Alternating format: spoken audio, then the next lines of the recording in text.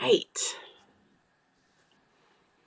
It's always that good old delay, Kelly. I know. Hello, everybody. Hello, hello. Oh How are you guys? It's so nice to be here. my gosh, there's already so many people in the chat and so excited. I love to Oh see my goodness. that. Yes, everybody is ready to make holiday cards. Yay. All right. I can see us. Yay! All right. I apologize for all the sirens in the background. I don't know if you guys can hear them, but Lawn Fawn is next to a fire station, so sometimes it gets. Are they coming after you, Kelly? I guess so. Oh my gosh. Awesome. Oh, hello, everybody. Yay.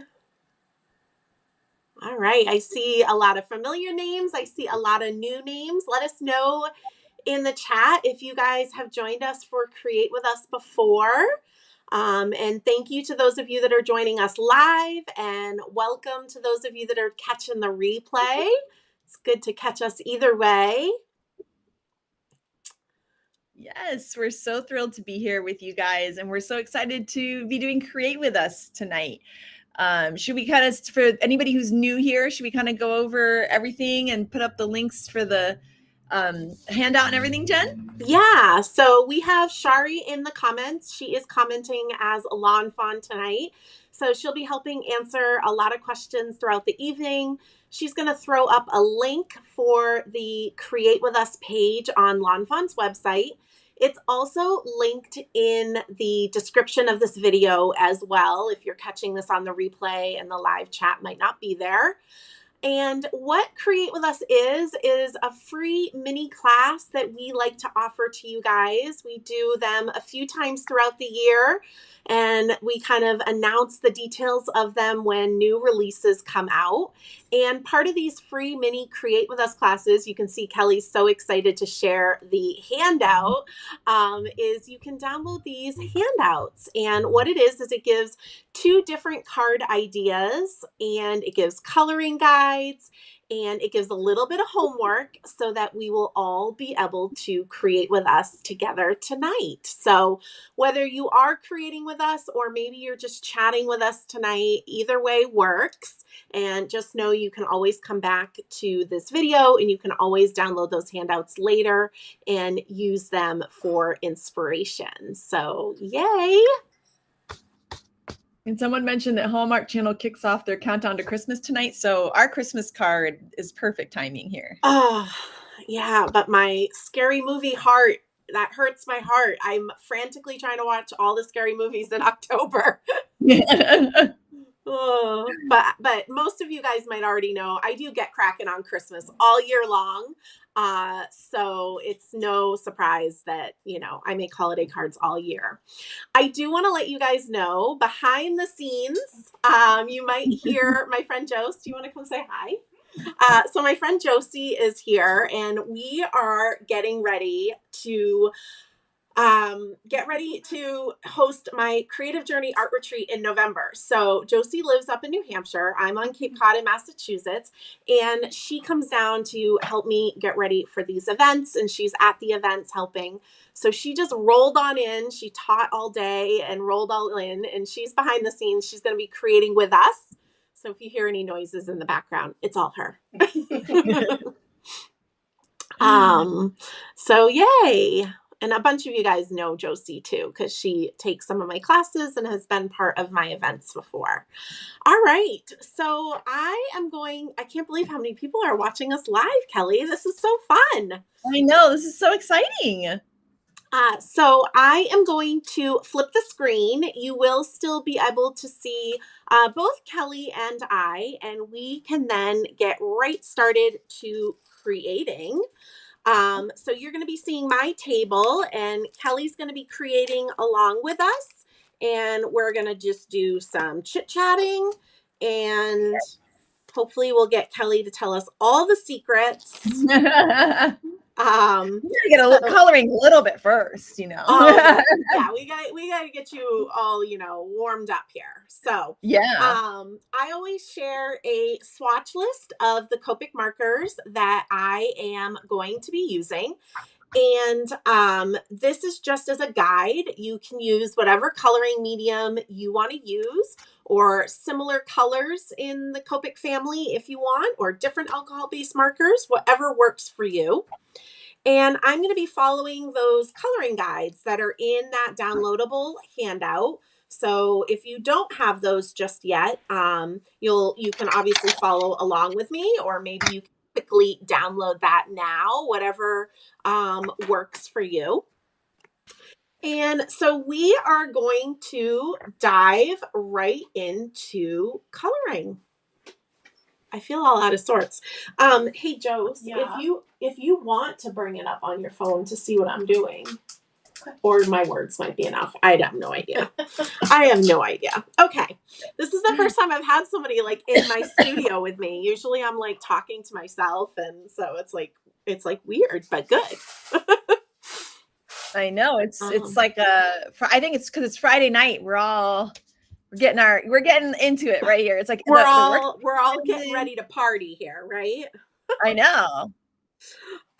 Okay, so I am just looking, and it looks like we are coloring the mice. Let's go ahead and start with those guys. I like to start with the grays just because they're very forgiving, easy blends, kind of get us again warmed up here. I was actually just telling Josie, I designed these cards so far in advance, I had to like remind myself of what we're actually doing tonight. I quickly started making her card kits, and then I made her finish her own. So, but yeah, so here we are. We are going to use warm grays. I'm going to be using W4 and W2 because I don't want my mice to be too dark. Because we want them to be light and holiday-ish, right?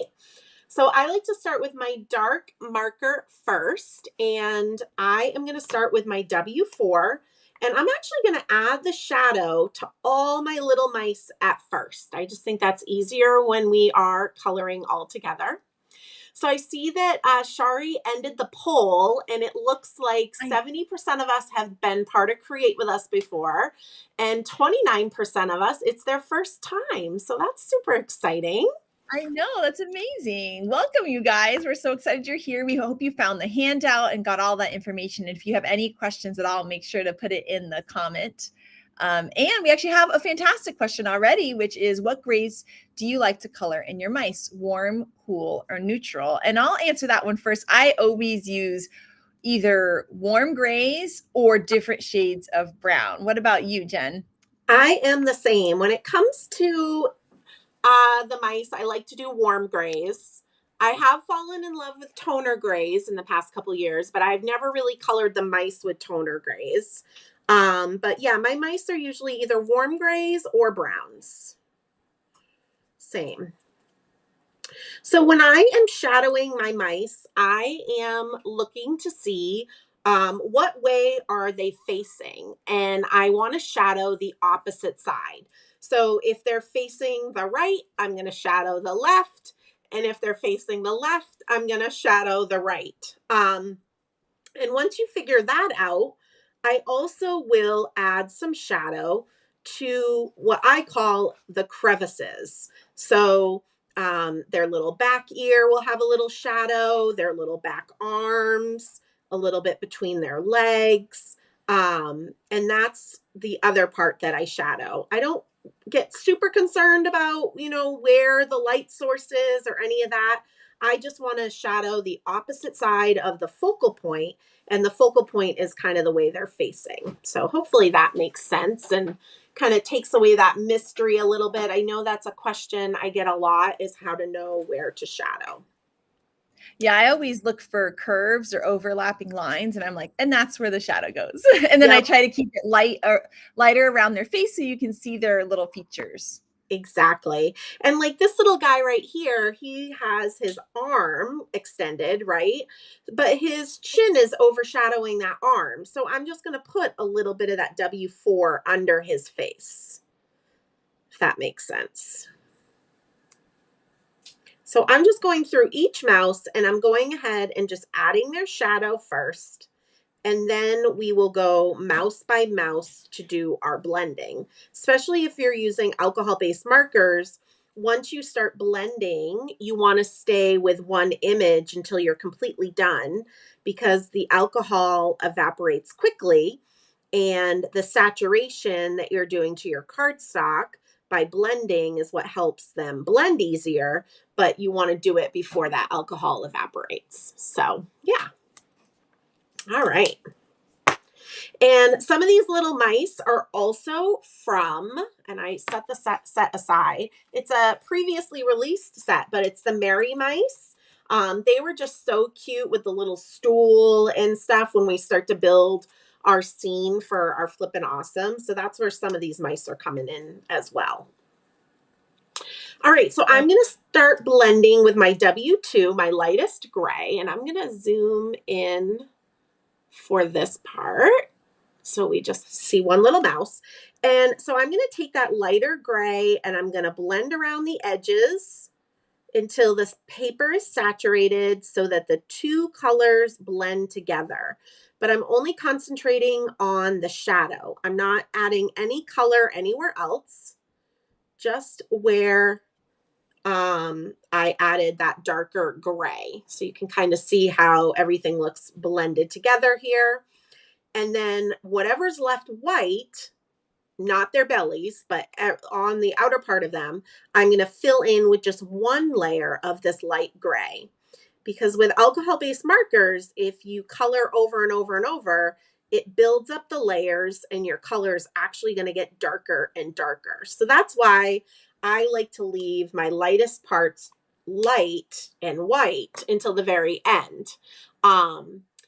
When I'm working with lighter colors like this, while my cardstock is still saturated, sometimes I do go back in with my darker color, which is the W4, and I just add a little bit more definition back in here and there.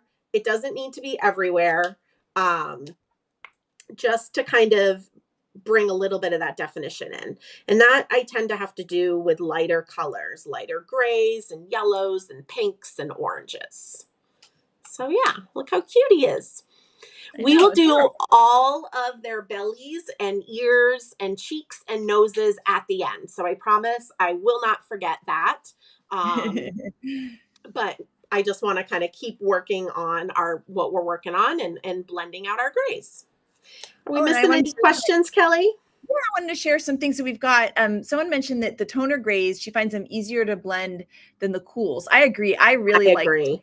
Too. I use them a lot. For some reason, I never use them on the mice, but maybe now I need to try. Yeah. It might be really cute. And then we have another question about chatting about hot foil a little bit and what are favorite colors and what you do with the used foil. Oh boy. Well, so I have all the colors of hot foil. I'm sure nobody's really surprised about that. But I really do just use the gold the most. I love the matte gold. I actually just used fuchsia on a card I shared on Lawn Fawn's website this week with the starry backdrop hot foil, and that was really pretty.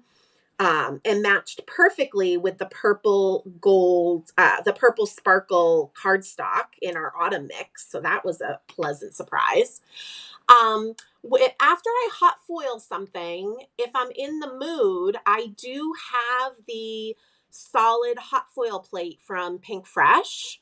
And if you have that solid hot foil plate, you can use your used foil and create the opposite background so that you're not wasting any of that foil. Did I explain that correctly? Yeah. It's a product by our friends over at Pink Fresh, and sort of lets you use almost like you'll get the positive and the negative of the foil. Yeah. So that's a way to get out of your foil. I have a tendency to just kind of toss whatever extra, but I do try to trim down. So I'm really only hot foiling like the little piece that I need. So I'm not wasting it. Although I will say that one day Miles got into the hot foil because he loves how pretty it is. And he took the rainbow one and he covered our floor with it. And it's not usable after that, by the way. We tried, but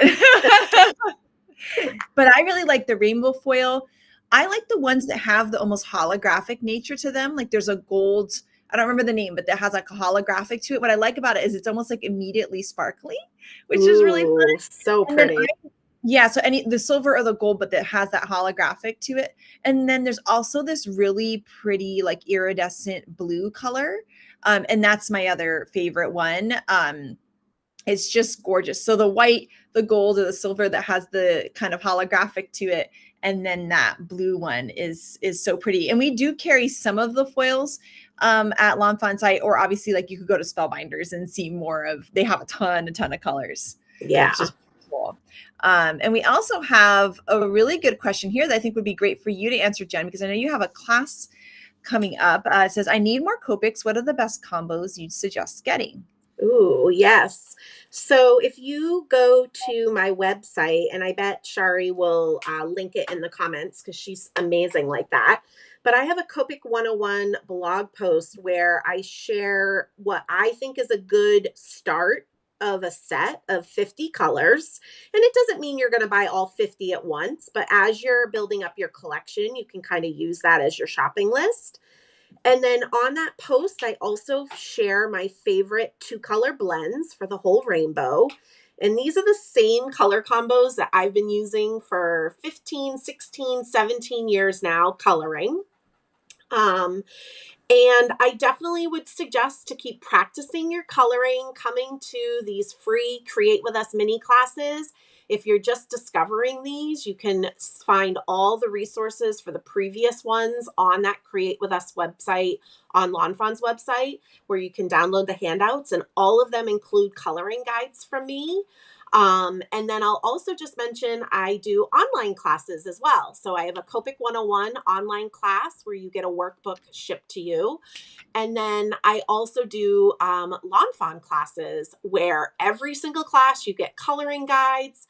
And I have to tell you, one of the comments that I get a lot from people who are taking these classes is they've really seen their coloring improve. And that just makes me as a teacher like so happy. I just get like, I do like a little happy dance for them when I see them post that. So those Well, are all my suggestions. And what I love about that is that people are seeing their coloring improve, but it's not because it's complicated, right? Right. Jen teaches it in such an easy way, especially with these coloring guides and everything that we're learning here or in any of her other classes. And like she said, she talked about her favorite 2-color blends. You don't have to have all the markers. You don't have to have a million markers to make it work. And so I think that's really amazing too, is that you don't need more markers to make your coloring great. It's just right. having fun with it. And I talk about that a lot. I do have full set syndrome for a lot of things, but for whatever reason, I just don't with my Copics. I actually have them sitting right next to me. I have around 150 Copics, but I literally probably only use 75 of them like constantly. And I just like to share that, not if you have all of them to feel bad. It's just for those of you that maybe don't have them yet or just starting your collection. I just don't want you to feel overwhelmed.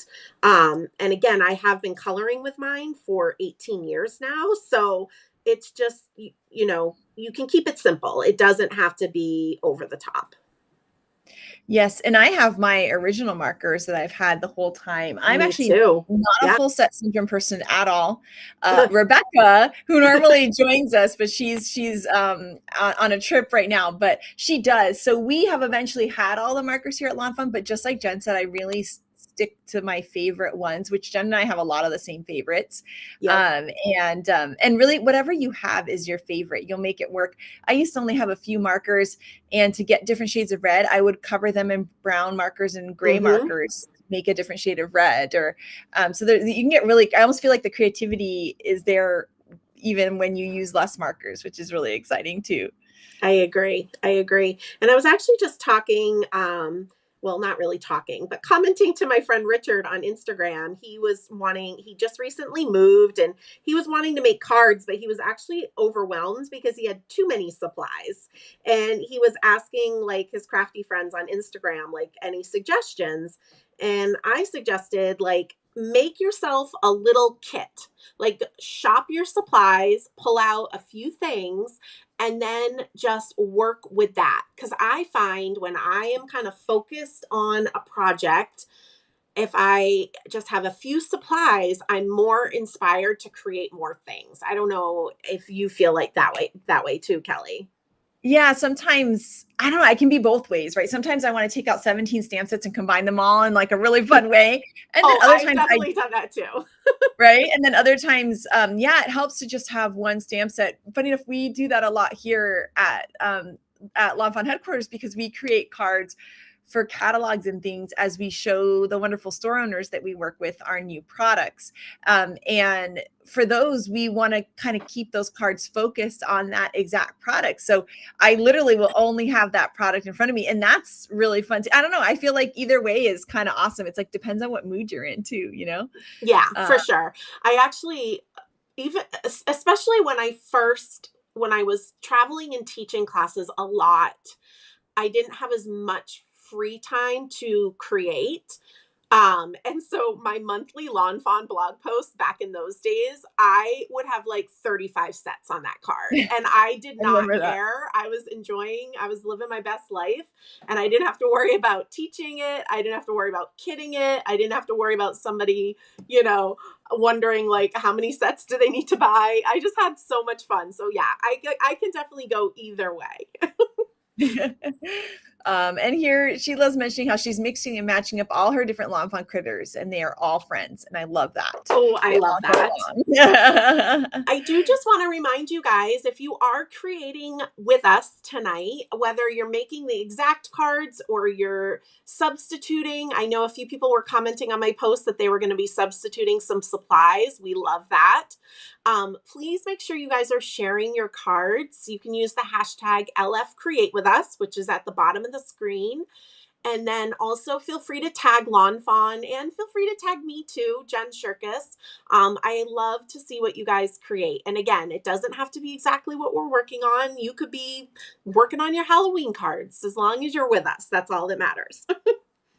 Someone also mentioned that they don't like mice in real life, but they like lawn fawn mice. There's so many, like all of our cute little bugs. I love a lawn fawn bug. Lawn Fawn makes everything cute. Everything. Right? What are you doing back there, Jose? Doing good. You doing good? Yeah.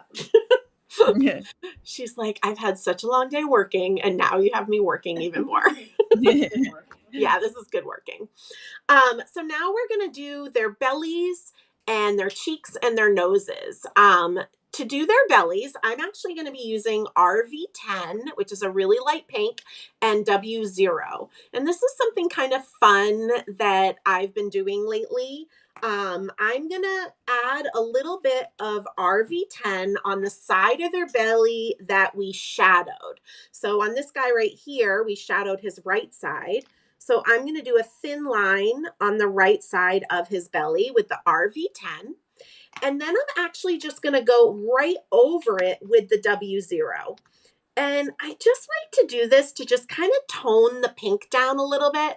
I was talking about this in my classes at Papercraft Clubhouse in Connecticut. Mr. Harley's actually hanging out right next to me tonight. And he, a couple years ago, had to have surgery. And so he had to have an ultrasound. So they shaved his belly. And he has very pink ears. He's my cat, by the way. He's black and white. He has very pink ears and pink nose and everything. But when they shaved his belly and I saw how pink it was, I was like, this is the cutest belly I've ever seen. I kept wanting to touch it, and he hates his belly touched. But it was like toned down pink because it still had a little bit of the fuzz from his fur. And so that's kind of what inspires me when I do these little mice's bellies, is I do just a little bit of pink and then I just tone it down with that really light gray. So it's just not so neon-y pink. And I just love how that looks. This is a great example. We were talking about how you can layer the markers over each other in a way you wouldn't imagine to create something kind of cool. Also, my dog Mo also has a pink belly, who also most sometimes she'll want her belly rubbed, but almost never. And so I think it's so funny. She has the same thing with like the bright pink belly, and she's also like, "Don't touch it." But I'm like, "But it's so cute." But it's so cute. Yeah, like that's what dogs. You would think she would want her belly rubbed, but you know. Yeah, no. And then a bunch of people are mentioning how much they love your Copic class. Thank you guys. Yeah, thank that's you so great. Much. Yeah, that And class then, is still available. I actually just shipped out a bunch of workbooks to people. So it's an ongoing class. It's online. You can take it at your own pace. You can reach out to me with questions. And what I love about it is you are getting a workbook. So, of course, we all love Lawn Fawn, but you don't need to have specific stamps to take this class. We're all going to be coloring the same images. So you're not focused on making a cute card. You're focused on learning the techniques and the information about coloring. and then we have another great question. It says, how did you come up with the color palette for these cards? She loves the darker pink with the lighter greens. Well, this is like the color palette for all my holiday cards because my name is Jen Cherkis and I don't like red. Um, so pink and lime green is kind of my go-to. And I think Lawn Fawn Guava ink is so like the perfect warmy pinkish reddish color. And I don't know, I had a bunch of the nitpicky papers from last year that I didn't get to play with a ton, and that kind of inspired the palette. I just kind of went with it. But thank you. I'm glad you love it. And someone's asking if there's a special paper to use for these inks. So for coloring, we like to use, and I'll grab mine out here, the jet black ink. Oh, there you go. And you can see it's got that little starburst here. This is alcohol marker friendly. That's how you know you have the one that's going to work with alcohol markers, or by the way, color pencil or watercolor as well. So this is the perfect ink, and that's what Jen and I have both stamped our cute little mice out of. And then I just use Neenah Classic Crest Solar White. It's the same cardstock that we have labeled as our 80-pound white cardstock on Lawn Fawn's website. So you can get it there. You can also go to like a local paper warehouse and buy a huge ream of it too, because it's what I use for card bases. It's what I use to die cut things. It's what I use to stamp on, and it works great. That being said, if you have found a cardstock that works nice with your markers and you're happy with it, I think that's awesome, but you don't need anything special. I only have the one stack of cardstock that I use as my white cardstock for everything, because I'm not an organized enough person to be having like multiple white cardstocks. I can only have one. So I do 80-pound white cardstock. That's what I have, and it works. But once again, if you have a specialty thing, you can always share too, or a cardstock that you like to use. But something like that works great, and I love that it's readily available and just anywhere, you know. Yeah. So when I go to color their ears, I kind of just flick up from the base of the ear. So I'm leaving a little bit of white space around that outer curve. That's just kind of how I like to do them. And then I'm going to dab their little noses, and then we're going to dab their cheeks. Now, part of the reason why I waited to do this at the end is I really wanted that alcohol to evaporate before we go to dab on top of it with another color. Because if our cardstock was still saturated and still really wet from coloring, the pink would kind of blend into that gray more instead of sitting on top of the gray. And you just have to dab their cheeks however many times you want to make it as pink as you like. These are your little mice. And I think dabbing their cheeks is the best part. I think they look so cute when you add the little rosy cheeks to them. And it's like you're giving them some blush, you know? Yeah, you're like making them come alive. Oops. All right, let's see. I'm going to see if we have... Thanks, Kelly, for helping with the questions. I'm not doing as well looking up tonight. Oh, no. It's totally fine. Saying the best part of Jen's classes is they make me use my stuff without having to overthink. I love that. Yay. This is supposed to be our relaxed time, not our overthinking time, right? I overthink 98% of the time. So if I can have 2% of the time where I'm not overthinking, that sounds great. Yeah. I just saw, I may have missed it, but how do you know how many mice to stamp?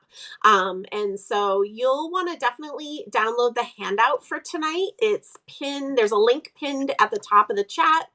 It's linked in the description of the video. It's on the Create With Us page on the Lawn Fawn website. And you will be able to find the handout for tonight. And we always send that out or post that way early, usually on release night. So this has been around since August. And that gives you kind of the homework. And so that's how you know how many mice and what you're stamping. All right. Let's see here. We have a couple other fun things. So someone mentioned, I think this is a great thing that you mentioned it. It says, my problem, she's overwhelmed. Oops, I'm dropping markers. She's overwhelmed with her supply, so she colors but hasn't been making cards. And I wanted to give a tip of what I do when I start to get overwhelmed or can't quite think of like what my card's going to be. I just go to the Lawn Fawn design team and I look at their cards and I make them. And that's okay. Like, it's fun to be inspired by your friends, and you could recreate it exactly, or you could be like, oh, okay, I like the scene with the mouse here and the mouse there, and I'm going to do that scene, but maybe with a different color or whatever it might be. So Yep. whenever you're stuck, feel free to be inspired by other people's cards, whether it's your crafting friends or design team members or anything like that, because it's a really great way to get started. And once you get started, you're going to make a million cards. I agree. Yeah. And that's also something I talk about in my classes is don't feel like you have to reinvent the wheel. There's so much awesome inspiration out there, you know, whether you're looking at the Lawn Fawn blog, or, you know, Instagram or whatever, or taking an online class, and let that guide you, you know, because like Kelly was saying, you know, you don't need to overthink it. You just want to have creative time where, you know, you're able to just have that creative process, which is what's really going to kind of unwind you and relax you from your crazy week. So, yeah.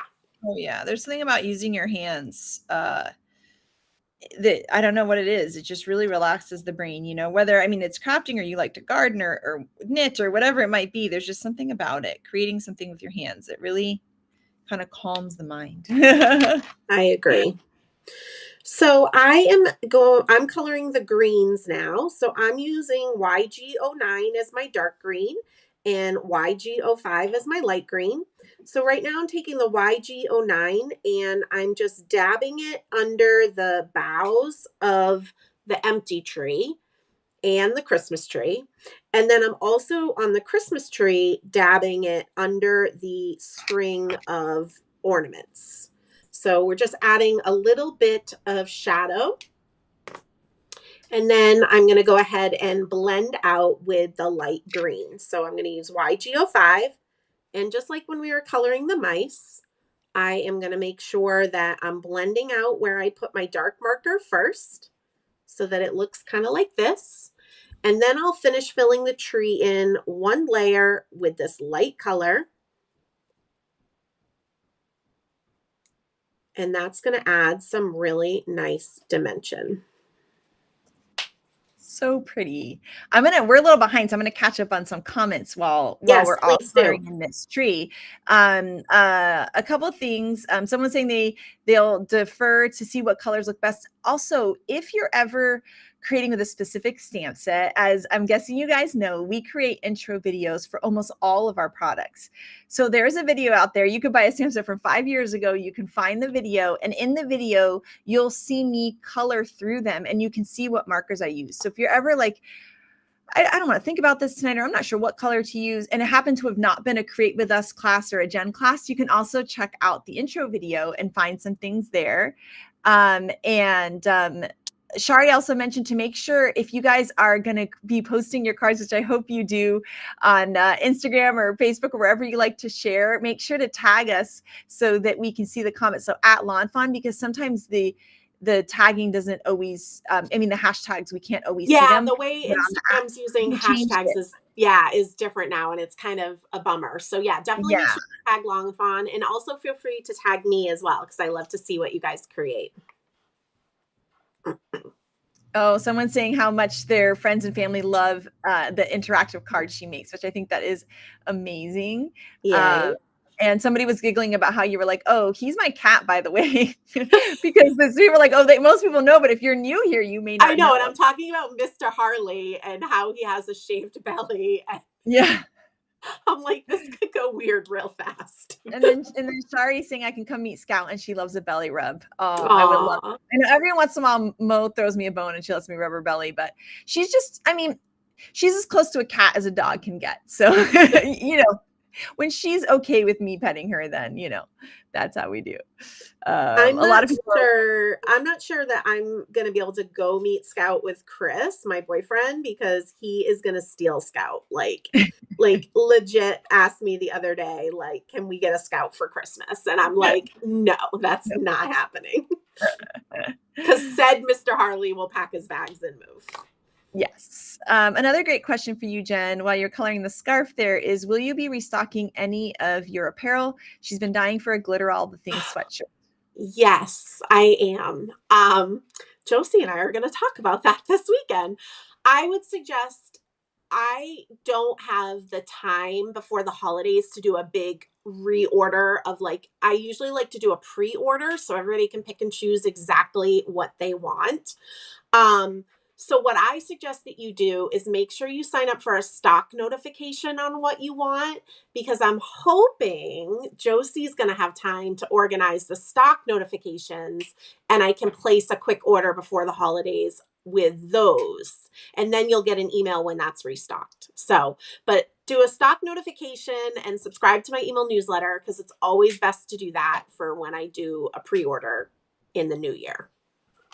And I did want to mention also, somebody had said that they hadn't been on social media much and had missed prepping for the class. And another thing that you can do as well is sign up for Jen's newsletter and Lawn Fawn's newsletter, because we also put this information out in the newsletters too. So even if you need to take a social media break, because I totally get that, that's a nice way, because you can just check your inbox. And the nice thing about, for example, you can sign up for emails from the blog and you just get the blog post in your inbox every day. And it's just it's happy mail in your inbox. So inspiring. Yeah. And I'm going to keep going through some questions here. I know, Jen, if you want to talk about. Yeah. So I just colored the scarves. We're kind of doing all our green coloring right now. So I just colored the scarf on the bird. And now I'm doing these little flat presents. So I just added a bit of the dark green at the base of the present. And then I'm blending out with the light green, the YG05, and then I'm filling it in. We are leaving the bows white because it is a holiday card. We are going to be glittering all of the things. I can promise you that. Before we do a question real quick, Kelly, yes, I just wanted to mention, so I did not have us stamp the little pine sprig in a colored ink. You most certainly can. That's a fun thing that you can do with this little pine sprig stamp. But what we're going to do tonight is actually just take our light green marker and just kind of loosey-goosey color over it. I'm not making sure I'm tracing those lines or anything like that. I just kind of filled in a little bit of a base light green. And then I'm going to take my dark green marker and just kind of go over that center line and kind of a few of those little lines, not all of them. And that's just a fun way to add dimension, add color without using a colored ink. Again, both ways are fun, but I like to try to share as many different ideas with you guys. All right. Then here, let's see that people. Oh, when she took an in-person class with you in Texas, she finally get to start using Copics and became obsessed with them, which I love that. Oh, yay. And then someone's asking if Lawn Fawn is Shari tonight, and it sure is. And this is really cute. When she returned from a vet for her cat's checkup, her daughter asked why she didn't put the fur back when he was shaved. Oh, that's so sweet. That's so sweet. I know. My Daphne always had to have belly ultrasounds, and she would always have her shaved belly. And you could tell she was like, oh, again. Oh. A couple people are saying that they love the Copic Express It cardstock, which is really cool. I've heard some good things about that. Nice. And people ask me if I use 80-pound for my card bases, and I do. I do all my stamping, everything on 80-pound. I know some people love 100-pound, but I figure I'm layering so much stuff on the card. I like the 80-pound as the base. I'm the same way. Someone's asking here, and this is a question. How many sometimes my markers put a splotch on the paper. Is there a way to minimize that? I wonder if she means like when they kind of I think she means kind of when they burp. Yeah. Yeah. I think you're probably coloring with Copic sketch markers, the oval ones, and sometimes they do burp out a little bit of marker. What I suggest is, one, always watch the tip of your marker when you're coloring. You usually can tell if it's really juicy. And if you're not sure, just getting in the habit of uncapping both caps and just letting that marker breathe a little bit will help from those burps happening. I don't know what else to call it, but a burp. Yeah, that happens to me when I've flown with them, and then I've had to open both ends, and they've been okay. So someone's asking, this is a really great question. Can you share some tips on how to apply the re-inker onto ink pads? I'm so afraid of using too much and wasting my re-inker. So what I do if I'm re-inking an ink pad is I'm not going to do it, but what I do is I just kind of like squiggle it on in like almost like a worm shape on the top. And then I keep all of my hotel room keys in my drawer here. And you just kind of scrape it both ways like this. And that helps work the ink into the felt part of your ink pad. And then I just like wipe this off. I always have my flour sackcloth, so I just wipe that off. So that's how I re-ink an ink pad. Yeah, and I will also kind of start with less, and then I can always add more. Like if I didn't add quite enough ink, you know. And also when you go to test ink pad, make sure you've given that ink time to soak in. I've gone too quickly sometimes to the ink pad, and then it's like just a smeared mess, right? The ink ink needs to soak into the pad. But yeah, so you could always try a little bit if you're not sure, and then you can always add more. So that's another way to do it as well. Yeah. So now I'm going to do the star on my Christmas tree. I'm going to do a little bit of Y15 on the right side, and then I'm going to finish it off with Y13. And then I'm going to do all the beaks of the noses. And then you guys will see a few of your ornaments are Y13 as well. So just so you guys know what I'm doing as we're chit-chatting.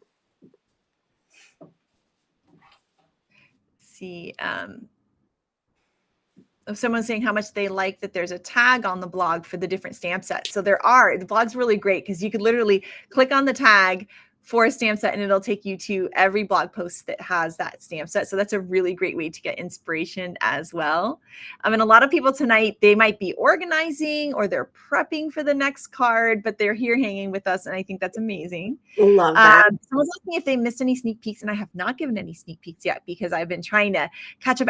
People have had some like the most amazing questions. And one of the next one is asking if I got through all my birthday cards. So we did an in-person event here at Lawn Fawn headquarters. It was hosted by It's Always an Adventure. And I got I don't even know how to thank you guys. It was an amazing surprise. Everybody gave me a birthday card and I had about 160 birthday cards. And I decided to open them up slowly so that I could enjoy them each day. And my son Miles had so much fun opening with them. And I just finally finished opening all of them. And they are so amazing. And I want to make a reel to show them all because they are the most gorgeous cards. It's like my prized possession now is this beautiful box of cards. So thank you guys so much. I'm so grateful for that. And I'll let you jump in, Jen. Yeah. So I'm going to start coloring my reds, which are going to be pinky reds. So my dark is actually going to be the R35, which is a nice warm corally red. And then I'm going to be using RV13, and I'm also going to be using a little bit of RV21. So I'm actually just going to start with the stocking, and I'm going to kind of show you guys that start to finish. And then that way, as I'm coloring the birds and the presents, you'll kind of know the process of this same color scheme. So the stocking is actually a big surface in Lawn Fawn land. So if you're like me and a lot of your coloring is Lawn Fawn images, it sometimes gets a little scary to have a bigger area. And it is a little tricky to get your blending down pat. Because I have a lot of space, I'm going to take my R35 and I'm just going to kind of flick it out from the left side of the stocking, a little bit along the bottom. And I do like to kind of flick it out instead of doing a straight line, because this feathered end is going to be a little bit easier to blend than a harsh line. Then I'm going to go ahead and take my RV13, and just like before, I'm starting right on that edge, kind of coloring half on the previous color, half off. Doing little dabs is pretty much the motion I'm doing to get the line from the previous marker to not show up anymore. And then I'll do just one layer of that marker to just extend that color a little bit, but it's nice and bright and light. And then I'm going to take my RV21, my last marker here, and blend out the edge first, and then finish filling it in. Now, you might be looking at my stocking and being like, Jen, that looks really choppy and does not look very good. And I agree with you. So what we're going to do is we're going to go back a color. So I'm going to go to my RV13. I'm going to start in the dark, and I'm going to flick out to the light and start to soften things up. And then while my cardstock's still really wet from all of this blending, I'm going to go back to that dark marker, the R35, and just touch up that left side where we originally put the shadow. And I think that's one thing that people kind of forget. We do it with watercoloring, but you kind of forget with markers, you can kind of go back and forth and build up your layers and dab a little here and dab a little there and kind of keep working it. And don't be afraid to do that. It does take practice, and you want to be careful, that you're not flooding your paper too much with too much ink. But that's just kind of how you can kind of smooth your layers out. So you can kind of see I went back and forth and around, and now we have this really cute little pinky stocking. So that's how I'm going to do pretty much all of my coloring. So I'm going to go ahead and do these little baby birds next. In the birds instances, I'm not necessarily using that RV21, but I am just using the R35 and the RV13. So yeah. And then someone's asking if there will be more intro videos. Yes, there are intro videos going on this week, actually. Yay! It started today. There's, Shari mentioned there's 5 more intro videos coming. So that's really exciting. So not only do we have Create With Us tonight, but we have the rest of Inspiration Week with awesome videos. And if you've missed any of the videos, you can check out our YouTube channel and see all of those intro videos. We even have a playlist of all of our intro videos too. So that's a quick and easy way to find them, which is awesome. So all of the products from the fall winter release have awesome videos. And someone was asking if you've replaced your chisel tip nibs on your Copics. Yeah, so I have the Copic Originals, which come with a chisel and a bullet nib. And I've changed my chisel to be a brush tip.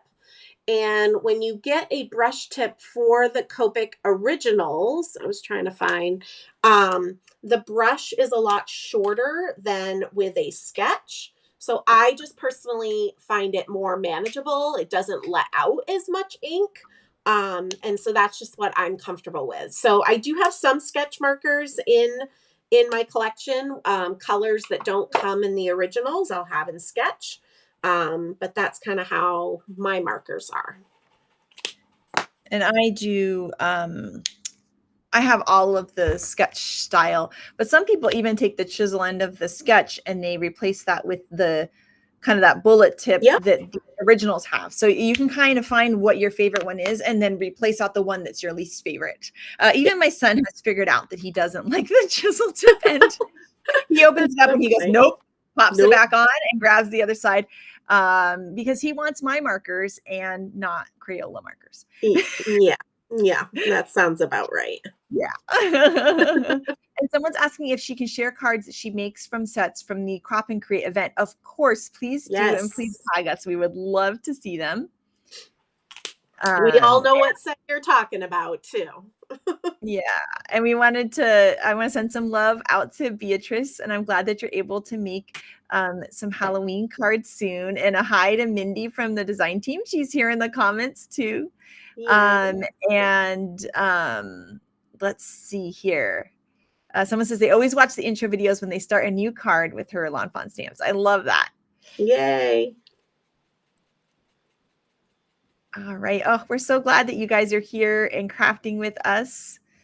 And let's see here. Oh my goodness, I'm so sorry. The comments just popped. 1 second. Let's see. Oh, somebody flew with their markers, and so that she was noticing that too. So yeah, the flying or even going, I've noticed going up in elevation, even in your car, can cause that to happen too. Do oval Copics blend with the ones you're using? Yes. So you can blend all of the different Copic markers together. I have both Jen and I both have the original, the square ones, and the sketch ones, the oval ones, and you can mix and match them together. So I actually had a lot of my Copics that came from a garage sale lot find. Someone here that worked at Lawn Fawn found a garage sale lot, and we all bought the markers off of her, whichever ones we were missing. And so I had a mixture of all the different styles, and you can still mix them together perfectly. And I want to just chime in, an R35 in a original is the same as an R35 in a sketch, and it's the same as an R35 in a chow as well. So. And I just wanted to send some love out to Joanne as well. And thank you so much for sharing that story about your husband. And just sending you lots and lots of love. Let's see. With all the cards you've created, other than sending them to friends and family, what do you do with them? And I love for you to answer, Jen. And I think that would be a fun question for people to answer in the comments as well, as if you create an excess of cards, where have you found places to share them? So I am really bad at sending cards. Josie will know this. I do send Christmas cards. I send almost 150 Christmas cards, and I try really hard to send handmade birthday cards. But I do have an overabundance of cards. So what I've actually started to do is I have a cards for charity section on my website, shirkus.com, and I will upload, and by I mean Josie, will upload cards here and there throughout the year. And all the proceeds for those handmade cards goes to my local animal shelter, which is where I adopted Mr. Harley and Gus Gus and Jack, which are my 3 kitties. And I think, Josie, do you remember how much we've raised so far? Oh, I'd have to go back and look because I feel like we're lowballing it, but it's a really beautiful amount. Yeah, we've only been doing it about a year now, and Mr. Harley just had a 15th birthday, so we did a special donation for that. I don't know. It's in the thousands, but I can't remember exactly what it is. But it's listed at the top of the Cards for Charity page, so you guys can check that out and purchase one of my handmade cards. I love that, Jen. That's beautiful. And I think there's a lot of ways, especially during the holidays, there are different card drives that people do sometimes for children's hospitals or for nursing homes. So keep your eyes out for those. And if we see them, we'll share them on Lawn Fawn's social media as well. And that's a really great way to give out extra cards that you might have. You could even talk to your local children's hospital or nursing home and just ask if it would be okay to send cards. You could get their names and send some cards to them, or just even give them cards that just have a message that just says thinking of you, and they could pass it out to their residents. I think that one of your beautiful cards would just make someone smile. So I think that's a really, really great way. Another way too is to ask your family members if they need cards to send out, because I think that's a really nice thing. To do that for my mom a lot. I would give her my extra cards because she likes sending them out to her friends. So that's a really nice way to share your love of card making as well. Yep. Yeah. You could even just do cute little card sets for gifts, and then they'll be able to send them out to people in their lives. Yeah, I love that. And let's see. Looks like a lot of great ideas are being shared in the chat of what you could do with your handmade cards. I love it.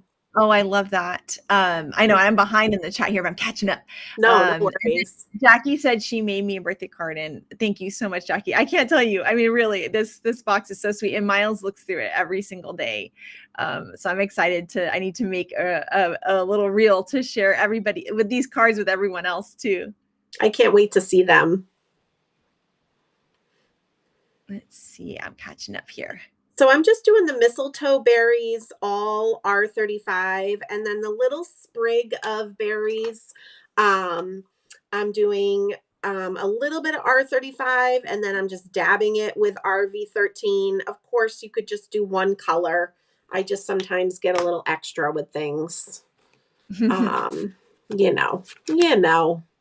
Someone's saying that they love Lawn Fawn because it's cute, but she does not glitter. Full stop. That's all right. That's all right. I mean, I might enable you eventually, but I might not either. Actually, when I was teaching at Papercraft Clubhouse in Connecticut, which is my local store, but it's 2.5 hours away, Anne and Robin were in my classes, and we were talking about it. They've been doing in-person classes with me for at least 16 years, 17 years. I mean, Chris and I have been together for 11 years, and it was many years before I met him.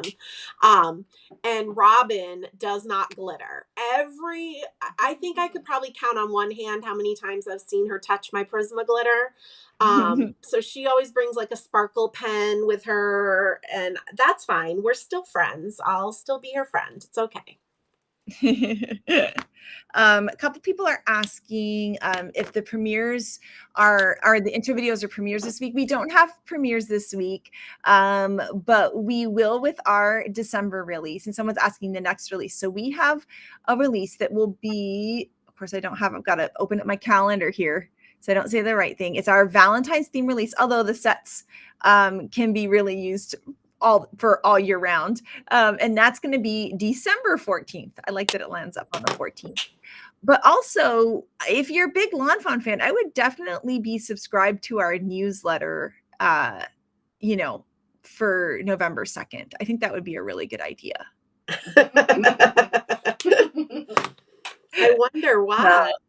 I don't know. I'm not sure. It'll be a surprise, but definitely be subscribed to our newsletter. Keep an eye out at YouTube and our social media. I think you guys will be really excited. So we have our next release on December 14th, but keep an eye out on November 2nd.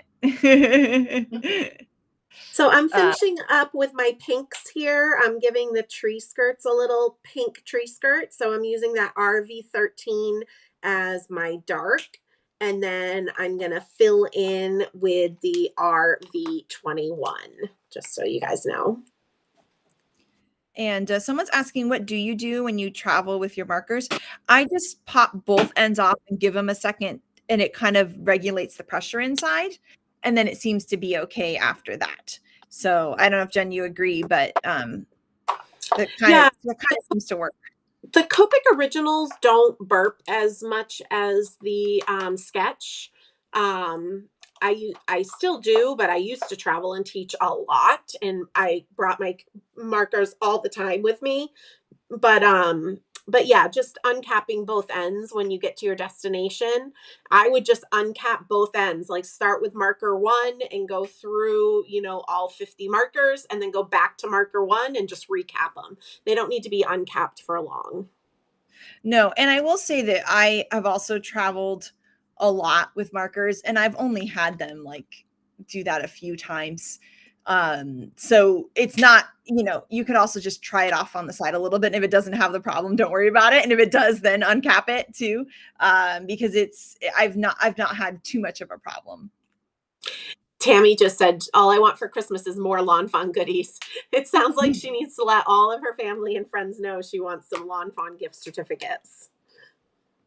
And someone wants to know what the chisel tips are good for. I think they're good for people that are artists. Yeah, Copic markers. We're not artists, you know what I mean? Like people that do manga art and design.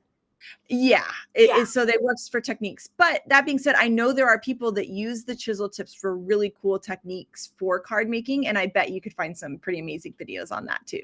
Yeah, Copic markers were not designed with paper crafters in mind. They are an artist grade marker. And so we just have to remember that. But there are some fun, like you can make really cool plaid backgrounds. If you do a lot of airbrushing with your Copics, having the chisel tip is helpful. There's a lot of different things that the chisel tips work for. And I definitely recommend you guys look through the comments too for places to donate your cards, because there are some just beautiful ideas. I love them so much. So I am using E59 and E57. I colored the tree trunks. Now I'm coloring the little teddy bear in my stocking. And I'm going to do my pine cone and my little stool as well, just so you guys know. And someone says they love the flower in my hair tonight. Thank you so much. And normally I wear my Lawn Fawn sweatshirt, but it is so hot in Southern California that I figure, I would add something festive since I couldn't wear my Lawn Fawn sweatshirt today. Supposedly fall starts in like about 4 days. So I'm hoping that'll be the case for sure. So crazy. Let's see. People are asking if we're going to be doing the mystery boxes again this year. Yes, we will. So on Giving Tuesday, Lawn Fawn creates mystery boxes, and they're at different price values. And whatever the price value is, for example, it's $50. There's $100 worth of product in there. It's a complete surprise as to what you'll get, but we donate 100% of the profits to charity. And this year we will be donating to Metaviver again, which is an incredible organization that helps people with metastatic cancers and metastatic breast cancer, which doesn't get a lot of the funding. It's amazing that there's all this funding for prevention or for stage 1 and 2. That's amazing. But I love that this organization focuses on stage 4 metastatic cancer. And so we will be donating to them. Like I said, 100% of the profits go. These boxes go really quick. They'll go live on the Tuesday after Thanksgiving. I got to look at the calendar again. It's usually like early December. Yeah, actually it's the 28th this year because Thanksgiving's really early. Yep. Yeah, Thanksgiving's super early this year. So it'll be on December 28th at midnight. So keep an eye on your emails because they do sell out if you're interested in them. And we're so grateful that you guys will be a part of helping us donate. We're really excited about that. So I have 2 more things to color. I'm going to color the branch with E37 and E33. And then I'm going to add just a little bit of BG10 to my snow. So we'll do the branch first. So some people have been sharing some tips. One of them is interesting. I haven't tried before. To lay the colorless blender down to wet the paper, you lay it down before the other colors and it helps you blend. And so that sounds really fun. And I really want to try that. And then I wanted to send you a bunch of love, Valerie. And then I think a lot of people do have dry periods from card making. And you'll be ready to get back to it when you're ready. And one thing that you could do is you could just color or just dye pieces, not really focus on making a card, but just focus on doing one simple thing, even just stamping out a bunch of images and die cutting them. You'll still be being creative and working with your hands, but you won't have maybe that pressure of making a card that you have right now. And maybe that might help too. Let's see. I'm almost caught up. I'm so excited. You guys, thank you so much for chatting with us so much. This is absolutely amazing. And if I missed any questions, please type them in the comments again. So let's see. So you can see how I'm just dusting the bottoms of my little snow with a little bit of BG10. It doesn't probably show up on the TV as much, but it does in person, and it just gives it a little bit of dimension. And someone said the card makers are artists. Yes, I agree. I agree. When I said artists, I meant graphic artists, so I apologize for that. And also someone mentioned another way to get back into card making would be to even just create the cards with us tonight, because you can just recreate them exactly, not have the pressure of coming up with an idea. And that's a really fun way to get back into crafting as well. I'm just looking here. Oh my gosh, someone said they were at Disneyland in September. It was so hot. We went to Disneyland on Monday with my son, and it was so hot. And it was 109 in Arizona and Quartzsite today. Oh my gosh. It's just wild. How are you doing back there, Jose? Are you all done your coloring? Yes. Oh my gosh, she is. I'm doing. Look at her. I'm paying attention. Look at her. It's almost like she's been card making with me for so many years. So for those of you guys that don't know, Josie and I met in college, and we were randomly put into rooms together. Like, she and I didn't have like a set person that we wanted to room with that specific year. So we went into room draw, freely, and I'll never let her live it down, but she called me in August really early in the morning. Like, I don't know, I must have been out the night before gallivanting, and she calls me so early, and I answered my phone, and I was like, hello, and she's like, hi, my name's Josie, you're running, it's gonna be amazing, and I'm like, okay, can we talk later? And that's how we met. I love that so much. I love that you guys have stayed friends. I guess the random generator worked, huh? Yeah, it definitely worked. Yep. I also had the random generator thing with my roommates too. So it was fun. It was fun to see how they would pick people. We were both band people, so I think that's why they put us together. Yeah, I don't know if our college put that much thought into it, but we'll pretend that they did. This one has fridge and this one doesn't. Yeah. This one has a fridge and this one doesn't have a fridge. I mean, that's probably the best roommate reasoning I've ever heard. So. All right. So I am going to start glittering all of my things. And if you don't know my spiel, I do know that glitter gets a bad rap in the crafting world. A lot of people think it's super messy, but I do feel that if you follow my tips and tricks and the supplies that I recommend, that it doesn't have to be super messy. I literally glitter all of the things like 6 days a week in my studio here. And believe it or not, there is not glitter everywhere. And I'm not a great housekeeper, so it's not that I'm constantly cleaning. This is the Lawn Fawn Prisma glitter. It is so sparkly and so fun.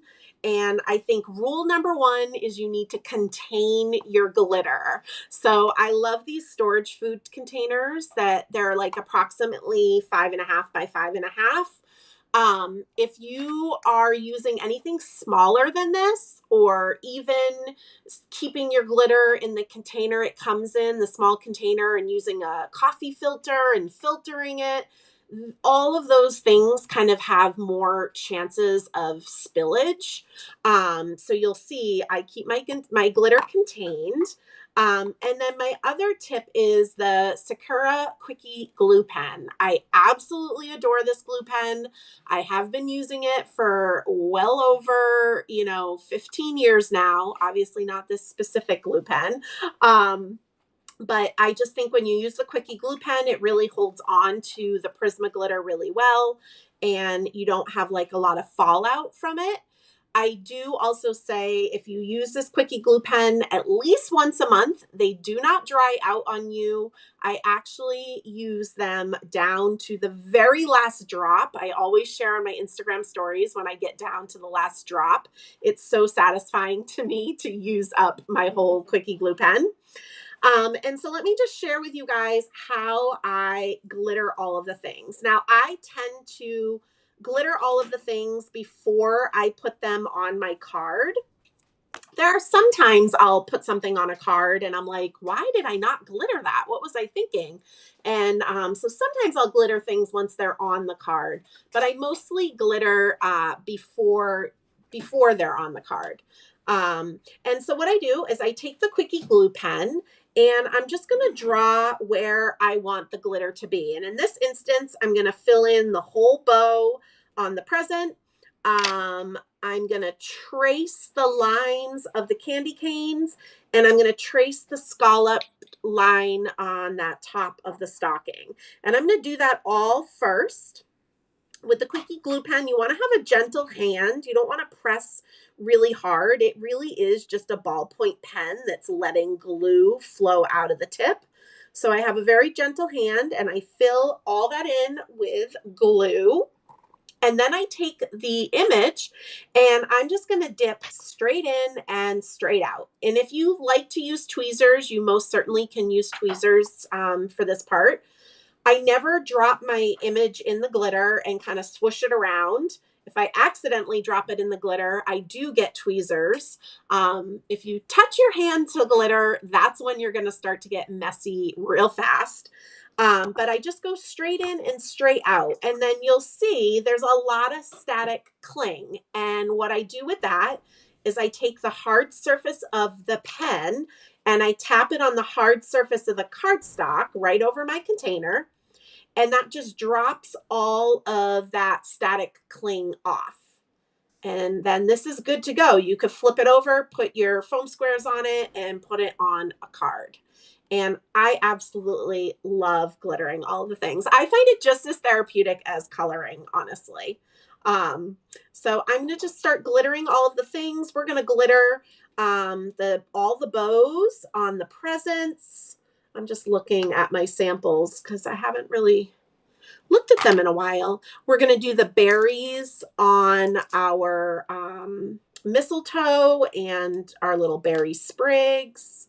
I am taking the images off of the Best Ever Craft Tape because we don't want to dip that whole tape into glitter because that would be messy really, really fast. And someone mentioned, and we've got a good poll going on too. It says if you love glitter or not. So you got to answer the poll there. Oh, wait, I got to answer that. But people are asking, what do you do with your hands, fingertips when you're working with so much paper? Anything special? My hands are just always super messed up. Like I've just kind of given up, but I do put like a ton of lotion on right before I go to bed. So like I put the lotion on my hands and then I like it's really thick and greasy. And then then I fall asleep with them like that and it soaks in overnight. And I feel like that kind of helps, but I live in a dry place and play with paper all day. So I know that's a tough one, but it's worth it because it's fun. Someone's asking if there'll be another event like this one this past September next year. I really hope so. Make sure to follow us and make sure to also follow It's Always an Adventure. And we'll have Shari link that in the comments because she would post about any upcoming event. We don't have something planned, but I hope that we do that. And someone is Joanne's mentioning about cards for hospitalized kids. So they've sent out 300,000 cards to hospitals in 50 states. Oh, wow. It's amazing. That's and Joanne has put the tag for it too. So make sure to follow them as well. And then Liz says that she marked symbols for 4 years and loved it. I love that so much. All of Lawn Fawn was started by 3 people who actually met playing music. So we are band people and we love it. Oh, and then, oh, that's so cool. Someone took shredded cymbals from her son's drum set and made a montage, hanging them on the outdoor rock walls in the backyard. That sounds so cool. And someone also mentioned that you could use the chisel tips for calligraphy on cards, which is amazing. I have terrible handwriting, but anybody who has lovely handwriting, that would be fun to try. Someone's asking December 28th or November 28th. So the Giving Tuesday boxes are November 28th. They are Giving Tuesday. So there's Black Friday on the Friday after Thanksgiving. It goes all the way through Cyber Monday. And then on Tuesday, we will switch over to Giving Tuesday, November 28th.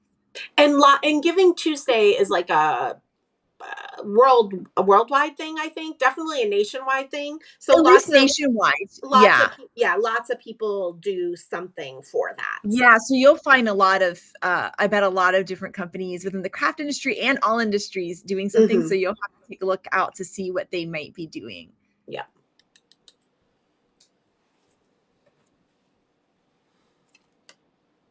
All right. Oh, and someone was in flag corps in high school and college band. I love that so much. Here we also have not only the Lawn Fawn owners were in band and orchestra and all the things, but I also did drum corps, and we even have someone who just aged out from drum corps working here at Lawn Fawn Claire as well. So we are big music people here. And then Shari just linked for you guys the It's Always an Adventure Instagram, so you guys can follow that. To see when she might host an event again. Woo-hoo, I caught up. Yay. Yay. Good job, Kelly. I know. I'm so excited because it's just so fun to get to chat with you guys and see all your comments. And I just finished glittering all of the things. Woohoo! Woo! I'm gonna have to. I'll glitter postcard making. All right. So I was just peeking up at the comments. So I think what we will do next is a little ink blending. We'll kind of get that. Oh gosh, I did not glitter all of the things. I was wondering. I was like, oh, I feel like these are less images. Hold on 1 minute. I have to glitter my trees. Oh my gosh, you missed the glitter. I know. I was telling everybody, Kelly, at Papercraft Clubhouse, how when I design the cards that I teach with you to retailers for when the releases are just coming out, Yes. that it literally is so hard for me to teach the holiday cards without putting glitter on all of the things. Like holiday cards to me just need glitter. I mean, Also, Mike, my husband just texted me. I can see it on my watch here, and he's reminding us that there's also a Small Business Saturday on November 25th. So within the entirety, there's Thanksgiving on, I'm looking at the calendar, Thursday the 23rd, Black Friday on the 24th, Small Business Saturday, which is a great time to support your small businesses, especially your local small businesses. So check out all of those crafty stores that you might have in your area. And you can always go to Lawn Fawn's store locator, and Shari will link that in the comments below. And you can see if there's a store close to you that you can support on Small Business Saturday, the 25th. We've still got sort of Black Friday extended through the 26th and 27th with Cyber Monday. And then the 28th will be Giving Tuesday. And this is all in November. So, is Mike as you watching us? I think Mike is. I think that might be that Mike and Miles might be watching us during dinner right Hello, now. Mike and Miles. That's fun. Oh, hi, Miles. I love you. What was I gonna say? Oh, what was I gonna say? Oh, I wanted to mention what I glittered is listed on your handout as well. Whenever I do a handout for these events or even my online classes, I always list what's glittered and what is like popped up with foam squares. So if you feel like maybe I'm not explaining it well enough because we're mingling in, chit-chatting and class, it's all listed for you. And then someone said that they marched Glassman 03 and I marched Mandarins 99 to 02. So we just missed each other. And I marched Soprano, dating myself at my age. And if anyone marched Jump Corps, you know what I mean, because they don't call it that anymore, and Mellophone. Then we have, some people are saying how much they love your glittering process, which is awesome. Thank you. What brand you use for your glitter container? So my glitter container is a decor food container from The Container Store. So many people were asking me about it. I do have them in my online shop, but if you have a Container Store near you, you'll find them there as well.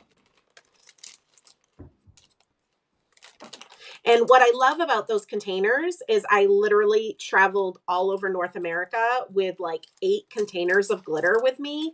And not once have I ever had one break, crack, open, anything. And I have had that happen with the Ziploc food containers. So not trying to diss Ziploc, but those ones have a lot more give, and these ones are a lot more solid. And for whatever reason, they kind of stand up better.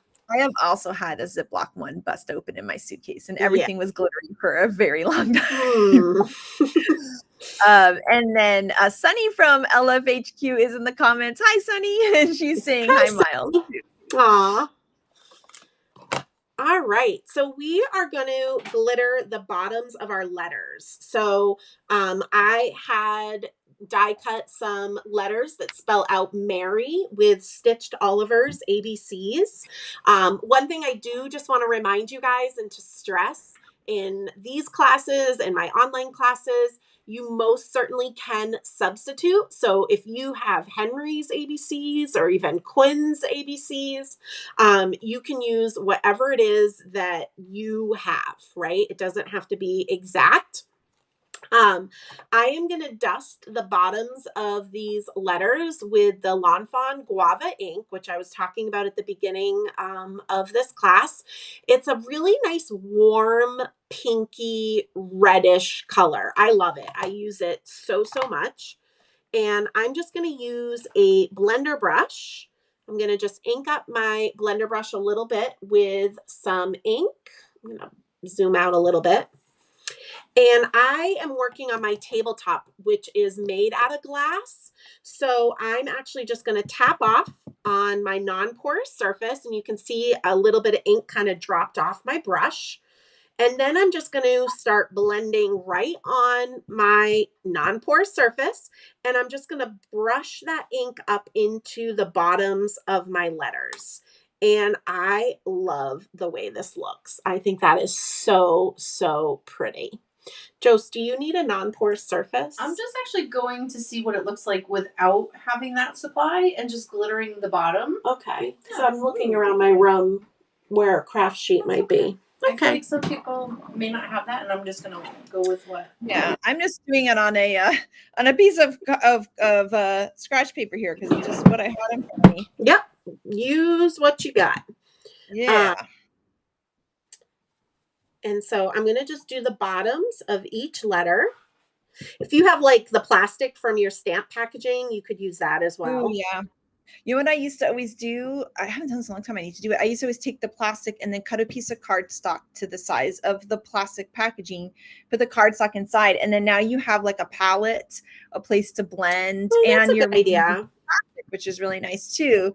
And by putting the cardstock inside, it just makes it a little bit sturdier.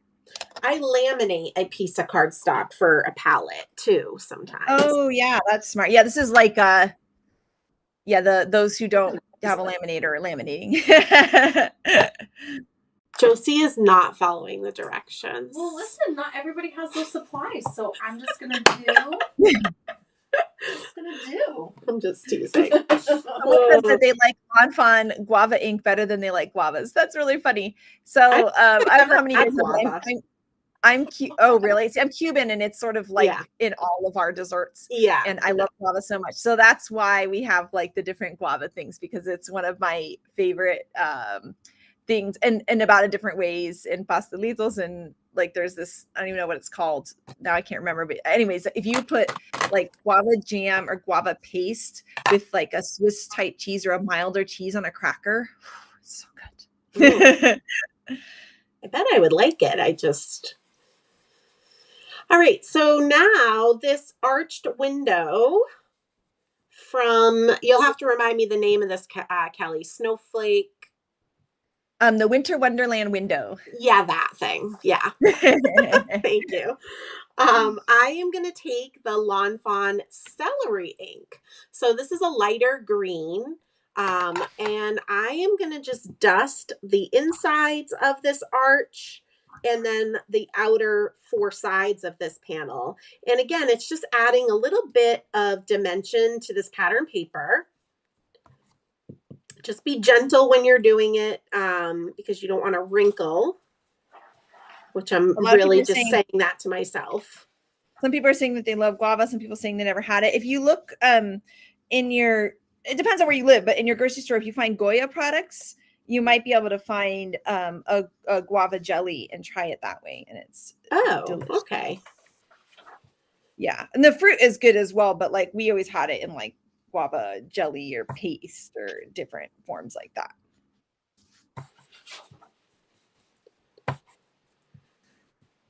I just love the Lawn Fawn pattern papers are so fun and so cute on their own, but sometimes just adding a little bit of ink blending to them just really makes them come alive too. I think it's so fun. Yeah. Ooh, so pretty. While we have green out, what we are going to ink blend next are all our little green squares for Flippin' Awesome. So I'm taking out the spiffy speckled green squares, and then we have some nitpicky green pattern papers. I'm taking out all those. I'm taking them all out. Let's see what else. All right. What about And that then we longer have, yep, and then we have our 2 longer green pieces, the Spiffy Speckle one and the Nitpicky one. And I'm going to do my little pull tab too. Basically everything on the Flippin' Awesome card, but the pink or the green background, the 4 1/4 by 5 1/2. I'm gonna leave that plain, believe it or not. Oh yeah, somebody's mentioning they like the guava pastelitos from the Cuban bakery, which I never thought about the fact that pastelitos are a turnover, but I guess they are. And then guava paste with cream cheese and a saltine. Oh, Catherine, you are like saying my favorite things. That now I really wish like I had when some. we eat like red pepper jelly with cream cheese on Yes, that which cracker. I also love that. Yeah, it's like a much sweeter version. Yeah, okay. So are we just inking kind of all the edges of these, Jen? Yep, As we just go to town. Okay, Yep. that's what I thought, but I didn't want to start going crazy and then. Yep, go crazy. Going crazy. All right. Going crazy. I know. And so some people are asking for hints for Valentine's. And guess what? We have another critter that we have never done before at Lawn Fawn. The Valentine's release, which is the December 14th one. And then just as a note, remember to keep an eye out on November 2nd. But excuse me, there is a new critter coming on December 14th. Be sure to watch your stitching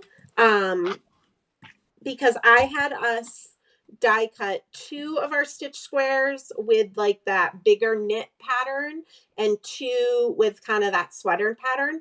Of course, you could have die cut yours however you want, but you just want to be ink blending on the side that has the smooth stitching is what I was getting at. The pretty side. Yep, the pretty side, not the rough side. And this is pretty quick. It's just adding a little bit. Is that rain, Josie? I think it is. Oh my gosh, so loud. We have had rain something like 23 weekends out of the past like 4 months or something crazy like that. Don't quote me on that, but it's been really, and beautiful sunny days during the week. So the people that do work like 9 to 5 Monday through Friday jobs are getting a little frustrated with New England weather. Yeah. What is that? That it only on the weekends? Like I know.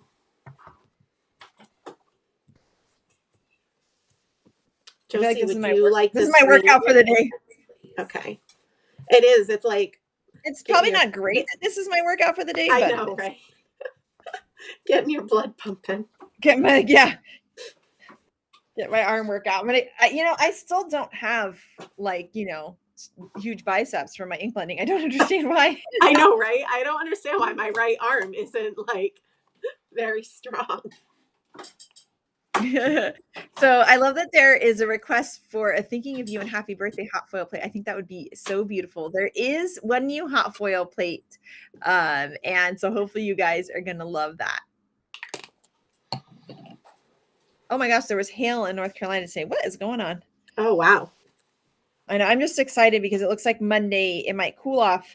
And we have a cute little Halloween party for my son at like our local little it's kind of like a little zoo sustainable farm place, and then we're going to take him to the pumpkin patch. So you figured out the ostrich costume? I did. So Miles decided that he wanted to be an ostrich for Halloween, and the internet came through for me. I found 2 ostrich costumes because I don't really know how to sew or anything, but I guess another crafty thing to learn one day. And I honestly didn't know how to put together an ostrich costume, and I don't know why, Kelly. I mean, when you become a mom, you're just supposed to automatically know these things. And so we found 2 costumes we were able to put together to make the ostrich costume. But I am going to get crafty this weekend because Miles decided that I should be a fall leaf because I love fall leaves for Halloween. So I am going to be going to the craft store this weekend and getting a bunch of fall leaves and hot gluing them to ribbons and kind of making almost like a skirt out of them to wear. Cute.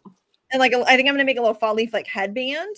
Oh And yeah, I think super that's cute. how I'm gonna be. And I ordered a fall leaf t-shirt from Etsy. So that's how I'm gonna be a fall leaf. He hasn't assigned Mike anything. So Mike's been talking about being Ted Lasso for Halloween, which I think would be fun, fun, fun. yeah. So I love when little kids pick interesting costumes for Halloween. Like I remember one time I saw someone's kid wanted to be purple. Just, like how amazing is that? So I I mean, love I Mal's would want to be unique teal. right? So you could be teal for Halloween. We don't dress up for Halloween, but we do dress up for Carnival every year in Provincetown. So I still get my fix. Oh, someone's saying November 2nd or December 2nd. November 2nd, keep a lookout. So right after Halloween. And people want me to share pictures, and I definitely will share pictures. I should share. We already kind of have been trying on the costume. I should share a picture soon. But it's gonna be so cute. So we're gonna dress up for this little party, and then we're gonna host a little Halloween party for his friends to do some crafts at our house, and we're gonna have the kids dress up. So you'll have a lot of time opportunities to wear his awesome costume. Super fun. So I am going to start putting together my Flippin' Awesome. I haven't made one of these in a long time. I mean, since I made the sample, obviously, but before that, it had been a while. I'm not going to lie, when this die came out, I was traveling and teaching like every weekend of every month. And I was so excited to just say Flippin' Awesome constantly. It just makes me smile. I love it. Flippin' awesome. Oh, let's see. I've got, you know what? I'm going to show you guys really quick the ostrich costume because I just can't hold not show on, you Kelly. this. I'll put you full up. There you go. So, all right. Let's see. Oh my gosh. I love How it. amazing is that? He did his ostrich so face. Cute. He's so excited, and I'm so excited too. I don't know if he's still watching, but and you can see how happy. Look at that grin. That's so cute. So, and there's an emu at the farm. So I'm hoping that him and the emu can to take a picture together. Aw. I know emus aren't ostriches, but it's about as close as we'll get. It's about as close as you guys can get. It's so fun. All right. Oh, and someone else loves Ted Lasso. Have you seen Ted Lasso yet, Jen? I haven't. No. Oh, it's so good. I think you would love it. Shari just asked another poll. Have you made a Flippin' Awesome before? So make sure you guys are answering the poll. It's so fun to see what you guys have to say. And I will just do a little shameless. We would love if you give this video a thumbs up. It just helps other people on YouTube find the fun that we are having tonight. So give it a little thumbs up. There's a bunch of you guys with us live. And even if you're watching the replay, those thumbs up are super helpful. So I have my main Flippin' Awesome piece here. Flippin' Awesome. And mine was already folded in half because I wanted to store it in a bag so that it stayed protected until we made this. So Kelly's showing you guys the die set on screen.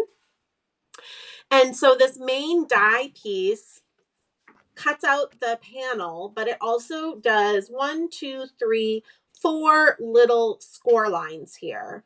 And so what we want to do first is just score them all, fold them all one way. And I'm just using my bone folder because you can, but you don't have to. But we're going to fold them all one way, and then we're going to fold them all the other way. So we're going to do all 4 of them. And people are asking if Miles' costume is a hint of the new Critter. 2 years ago it was. This year it is not, because the ostrich idea came after we'd already designed the Valentine's set. And I do want to mention too, obviously we're getting Jen's incredible instruction tonight on how to make the Flippin' Awesome. But after you make it with us tonight, if you're new to this, because there's a lot of people that are new to it, I'll have Shari link the intro video for Flippin' Awesome too, so that if later on you're like, ooh, I need to kind of be refreshed a little bit on how to put this together, that's a great resource for that. Mr. Oh, and then someone dreaming. That Miles pulled their order last time. Aw, that's so fun. All right. Oops. Harley's bumping the camera. All right, so now that we have this all folded, what we're going to do is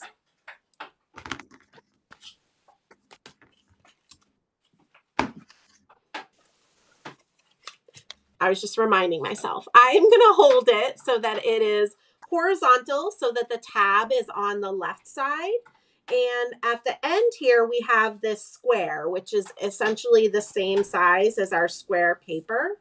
So I'm going to use the Tombow dot runner for this. I really like to use a dry adhesive. I think it works better for this. You don't need to use a double-sided tape like the strong Lawn Fawn tape. You can just use a dot runner for this part because then that way if you need to reposition your squares, you'll be able to. But I'm essentially just going to do a square and then like a diagonal line. So hopefully you guys can kind of see that on camera. And this Spiffy Speckle green square that I cut with the die is going to cover right over that perfectly.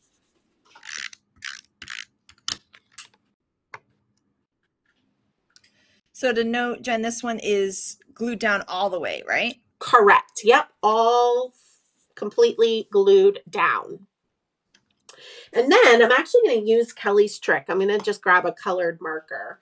The next band here, we're just going to put dot runner right where I just put my marker. So in between the next two score lines.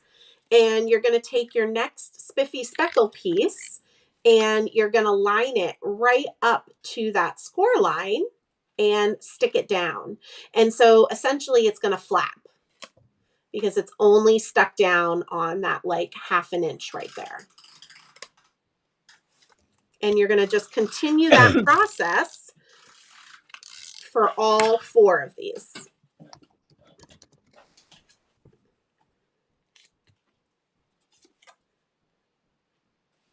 And you could use cardstock or pattern paper for these layers. Both will work.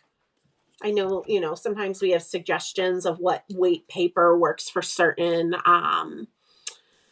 interactive cards. I think having cardstock as this base is nice, but these squares could be anything.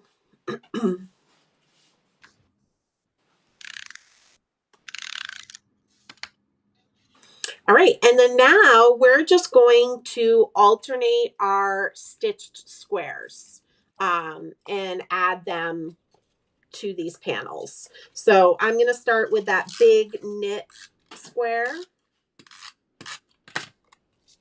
And it's just going to center really nicely on there. And these ones, Jen, we're putting down with completely covered in adhesive, correct? Correct. Yep. Complete dot runner dry adhesive to adhere them completely down.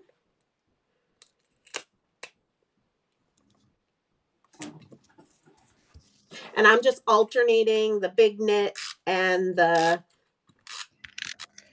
excuse me, like knit sweater look.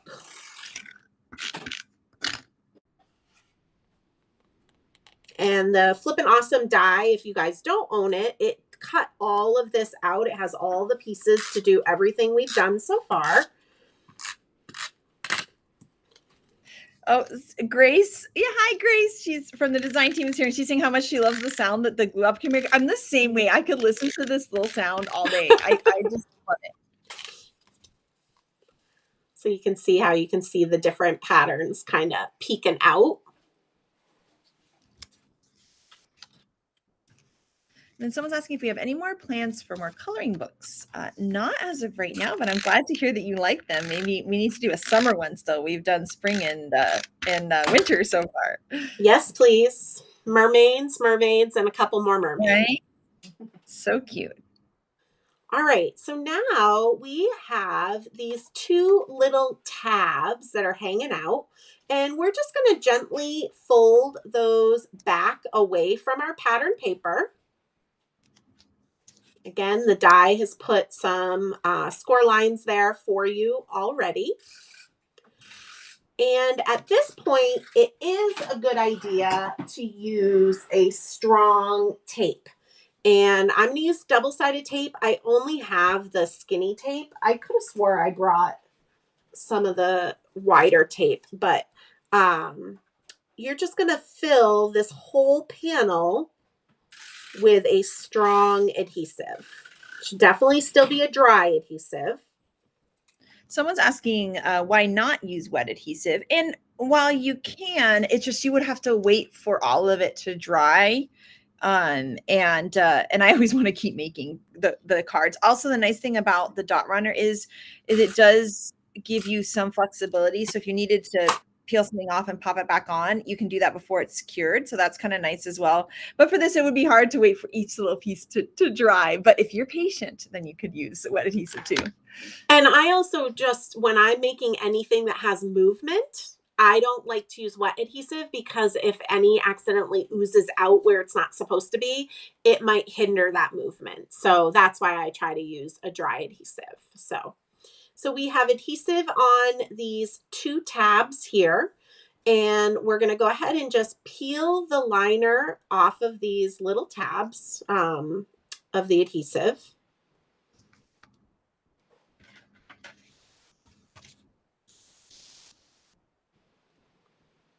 The trickiest part of this whole interactive. Right? Yeah. It's just the you don't have nails. No, mine are really short right now. Mine are always short. So okay, there we go. I'm gonna use. Do you want this back? I don't know what you have. I don't. It's if it's adhesive, I don't need it. No, thank you.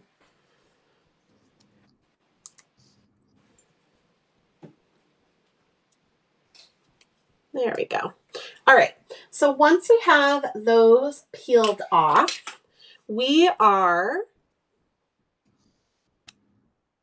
going to gently fold them back. So you'll see this was our whole piece right here where that little tab's on the left. You're going to fold that underneath the pattern papers, okay, so that it gets a little book. And then these tabs are going to gently hug this back. And I'm getting flashbacks of when I used to teach this in person. We want to do a gentle hug, not a bear hug. All right. And then I had you cut this piece from the add-on die. If you do not have the add-on die, you could just work directly onto your background paper of your card. But I'm going to work on my add-on die. And I want to make sure that this is centered in the stitching. And I'm going to let it lay down. So those sticky tabs are going to be the only thing that is holding this onto that pink paper. See this? See how it peels away? It's just those 2 sticky tabs. And that's why we wanted to use a really nice, strong adhesive. Now you can go ahead and test out your Flippin' Awesome. It might not run as smoothly as you think just because this is just a piece of pattern paper once we get it onto our card base, but mine is flippin' awesome. You know what? It's a nice fan. Yeah, there you go. Hot weather too. So it's a multi-purpose interactive die. It's so fun. I love this one. I actually hadn't made one in a while either, and I don't know why, because it's so fun. I love it. Okay. So now we have these 2 pieces here. All right. I had you guys die cut a partial of that main die piece. And then we have our stitched rectangle. So what we can go ahead and do with this partial piece is just go ahead and trim off at that very first score line. Okay. And we are going to put some dot runner down, and you can see this is just going to line our white piece. I just didn't want to have white cardstock. So again, I like having the dot runner because we'll have some wiggle room. You're just going to slide it in. You can see how I'm just sliding it in here. And then I'm going to line it up with the tab because that's the most important part. and then just kind of let it fall into place. And we have a couple of questions. Someone's asking if they can see all the retired sets. If you go to lawnfawn.com and you just type the word retired, you'll be able to see them all there. And then someone's asking about how to get our Scarecrow set, which is Happy Harvest. And we have Happy Harvest on our site, and Shari has linked that in the comments as well. And if you need a replacement, and I'll write this in the comments too, is you can always write info@lawnfawn.com. You'll be speaking to the lovely Jess, and she can help you out and with anything that you may need. So just write Jess at info@lawnfawn.com and she can help you out with a replacement. And I just added dot runner to that stitched rectangle. You're going to stick a little bit of it under the tab so that it has a nice even border on all few sides. Ooh, we have an awesome poll just added in that asks what your favorite interactive die is. I can't pick. I missed what was the results of the last poll? I missed it. Maybe Shari can let us know. Like, I think was the question, have you made a flippin' awesome? Yeah, 57% was their first time making one, which is amazing. Say that one more time. 57%. Yay, that's so exciting. I know. I'm so glad you guys are creating this. One of my favorites. But it's too hard to pick a favorite. But it looks like Platform Pop-Up is winning right now because we have a couple options: Platform Pop-Up, Magic Iris, Ta-Da, Diorama, and Flippin' Awesome. Platform Pop-Ups winning. But we also have some people mentioning Reveal Wheel too.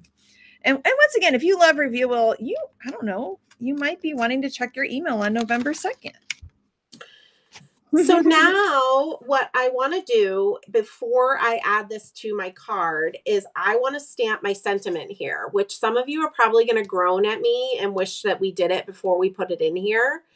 Those of you that are going to want to use your Misty, but you actually still might be able to put this in your Misty. I apologize. I forgot how I did the sentiment in here. I'm just going to use an acrylic block. If you don't want to use an acrylic block and you don't want to use a Misty because we've already kind of bulked it up, you could do what I like to call Wordfetti, which we're going to kind of do on the next card. And you could stamp it onto another strip of paper and then just make sure whatever you adhere it flat. You can't use foam. So I'm going to stamp Have Yourself a Merry Little Christmas. And I'm actually going to cut my stamp, but I will show you how you can ink it without cutting. I'm actually going to not cut it. I'll show you how to ink it without cutting because I know cutting makes people nervous. Excuse me. So I have either on your block or your stamping platform. And then what I do is I just take a little piece of my Best Ever craft tape and I'm going to block off the words I don't want to stamp. So in this case, it's Little Christmas. So I'm going to cover that up with my tape. So someone's asking that they don't have an interactive die, but they can't choose which one to start with. Jen, do you have a recommendation? Oh, gosh. I know. Is it maybe Reveal Wheel? Is that maybe a good one to? Yeah, I think Reveal Wheel is amazing because it's like the, average cost of an interactive die, around that $30 range. But then to just change it up, it's like $5 for the little add-on dies. So it's very inexpensive to change it up. So I feel like there's just so much room to grow with it. And there's just so many possibilities. So and it's very easy to put together. It's not overwhelming. So real quick, it is. I inked up the sentiment with the tape there. I'm going to peel the tape away. And now I'm going to stamp that on my background. And I'm going to be on the hunt for my stamp chamois. Here it is.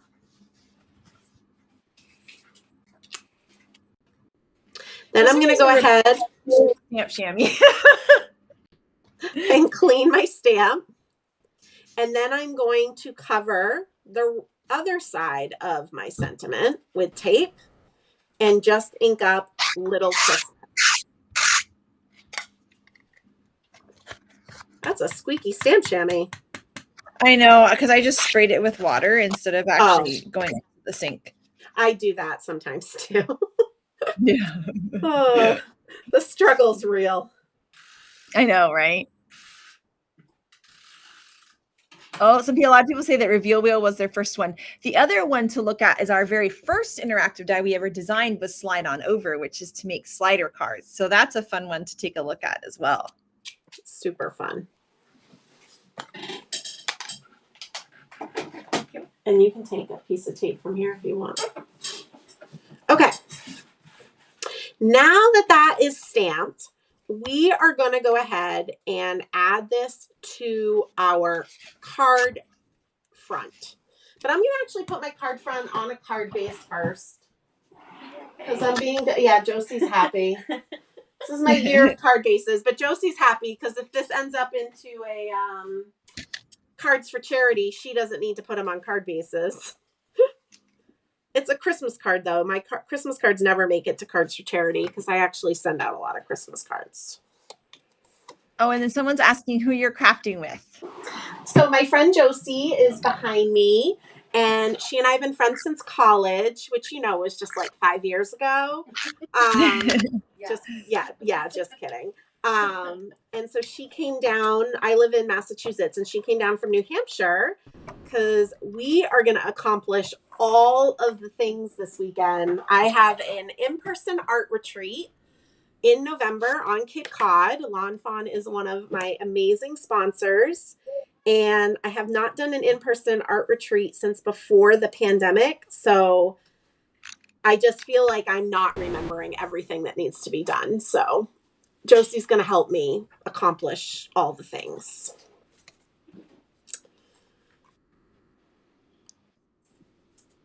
And then someone was asking, some more customer service. So Linda, you can just email info@lawnfawn.com and Jess will help you out.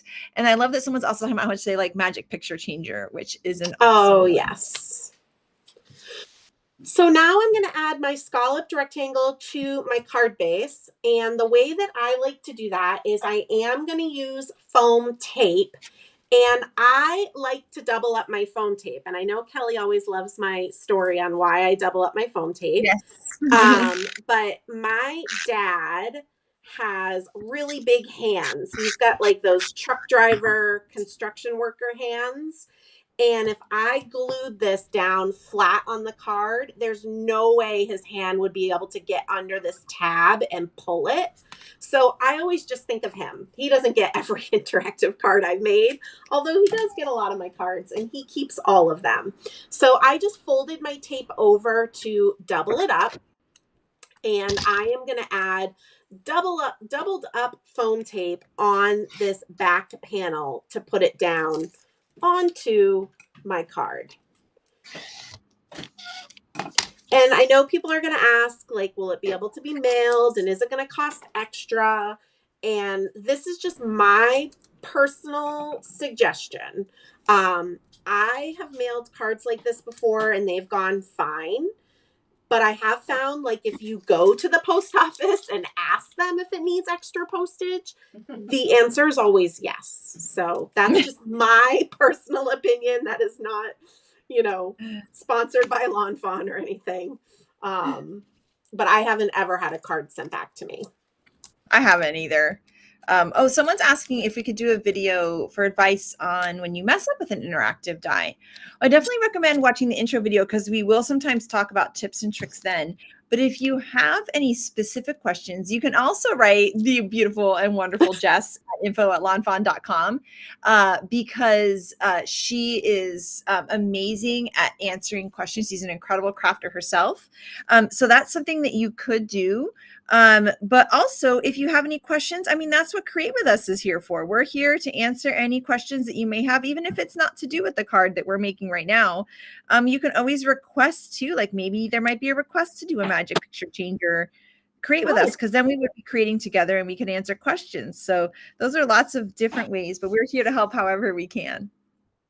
So it looks like Platform Pop-Up got 65% of the vote for what your favorite interactive die is. Ooh. Magic Iris got 15%, Flippin' Awesome got 10%, and Tada Diorama got 8%.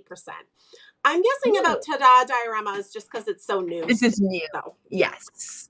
Yes. And there will be new add-ons for Tada Diorama in that December 14th release, which is exciting. So I'm adding some dot runner to that cute little decorative pull tab accent, and I'm adding that on to my pull tab. I like to use the dot runner because if the pull tab hangs off at all, I can kind of just rub off that extra adhesive.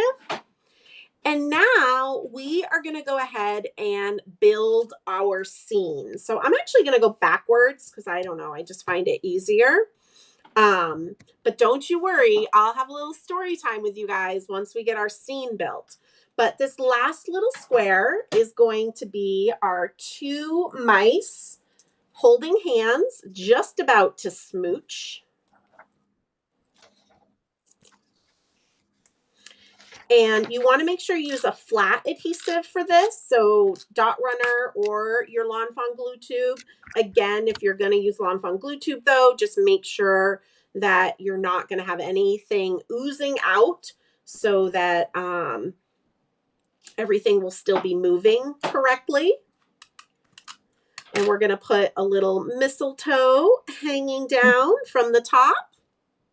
I love these little guys. They're so fun. And then I'm going to add a little heart over the top of the left mouse. Just a little. Oh my gosh, someone said they made 16 Tada Diorama Halloween cards this year. That's amazing. Oh my gosh. I love that. Sorry. I know. I'm excited for the add-ons coming. Actually, we have add-ons both for December 14th and also for our February release designed too already. Very exciting.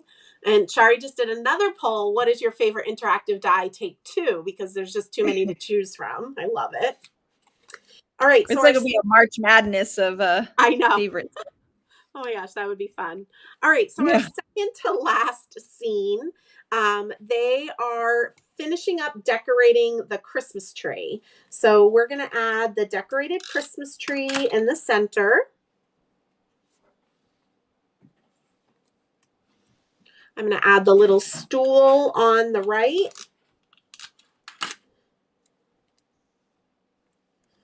And then we're going to put a mouse on either side. And then someone has been asking about, let's see right here.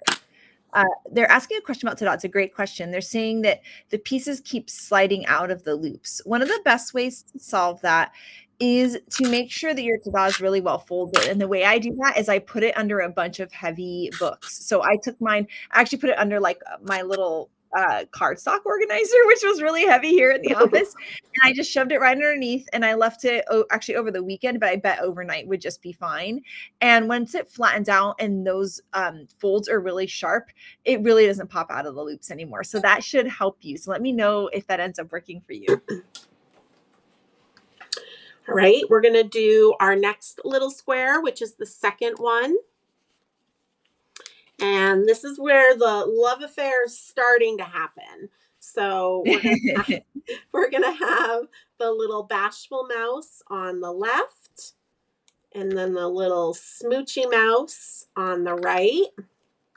Since the Hallmark Christmas movie started today, I feel like we should create a whole, one mouse owns an inn. Yeah, I was gonna say, yeah. City, and the one that owns the inn, the big city person's company is going to put it out of business. But they fall in love. Am I right? I don't even watch Hallmark Christmas movies, but you're like spot on. I also like really love romance novels that are like that are stories like this. So I think I could tell the whole story. So for this one, we're gonna put the little heart over. But it all works out in the end, Jen. Don't worry. Okay. Oh, I was concerned. I was wondering. We're gonna do the little heart over the left little mouse. I'm sorry, the right little mouse, and some mistletoe hanging down as well. So cute.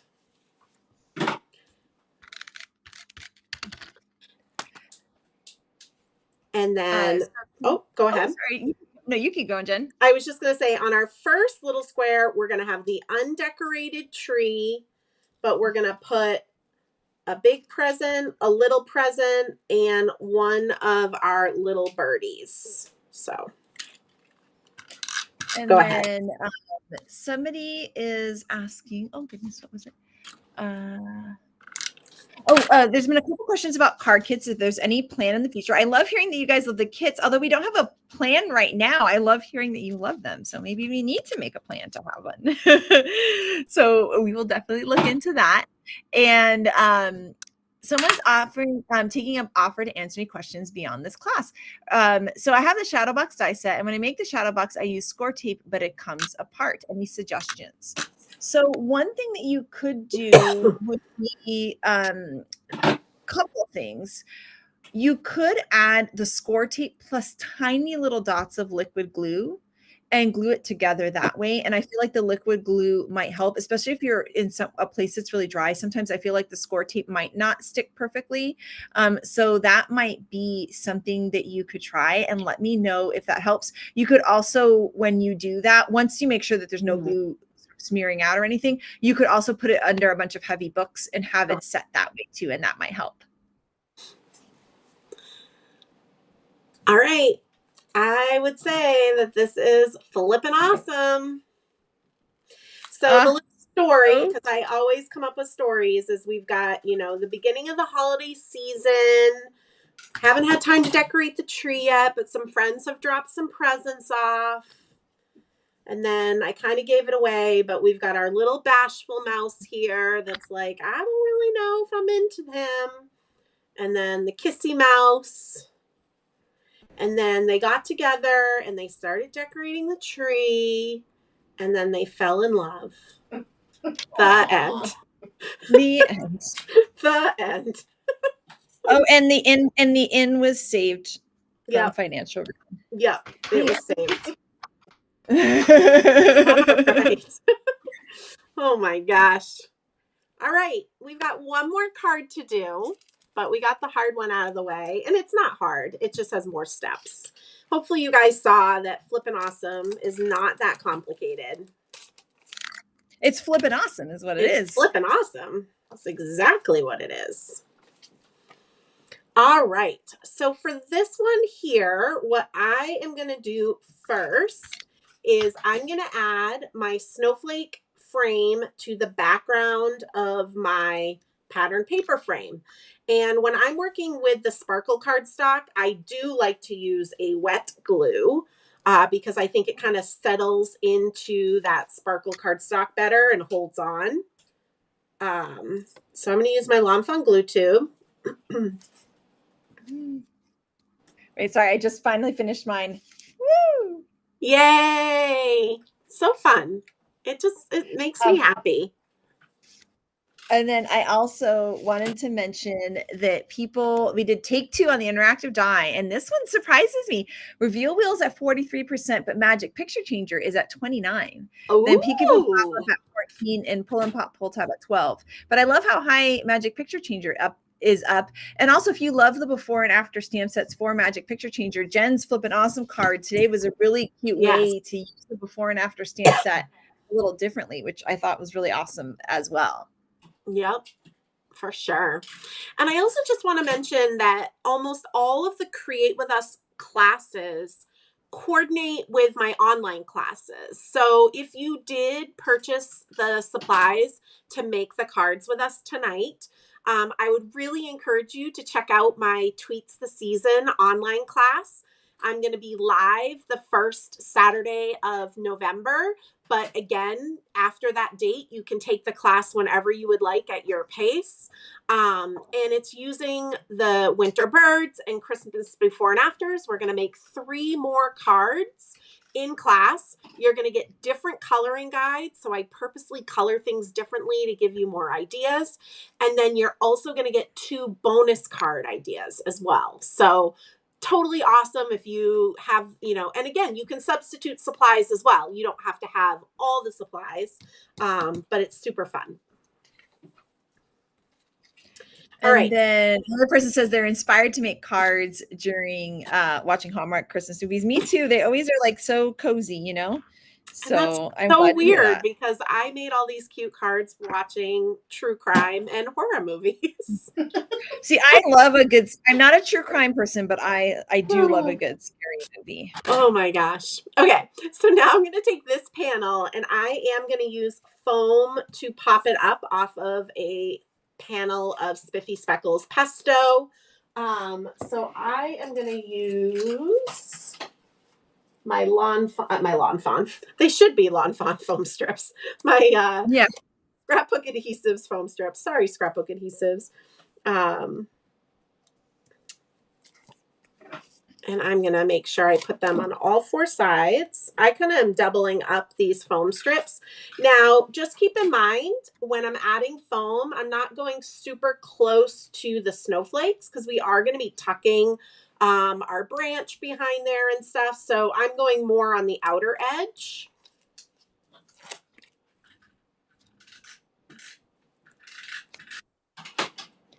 And then... a couple people asking a couple questions here, Jen. Yeah. Asking how your online classes are working now that they aren't on Facebook. Yeah, so what it means is as soon as you sign up for an online class with me, you immediately get access to the resource page on my website. And I always have the class prep handout ready to go. And what's great about that is you can look at the class prep handout. You don't get to see the cards yet because I like to kind of have those be a surprise for you. But you can look at the class prep handout and let's say I put down, this Merry Mice set. And maybe you see what images I used from the Merry Mice and you're like, well, I can substitute that with different mice or what have you. So it really helps you choose what you want to purchase and what you want to substitute. And then what happens is if the class is going to be live or even if it's a self-paced class, you have access to an unlisted YouTube video. So anybody can watch it. You don't need to have a Facebook account anymore. And it's just much better being over on the YouTube platform. So that's how that works.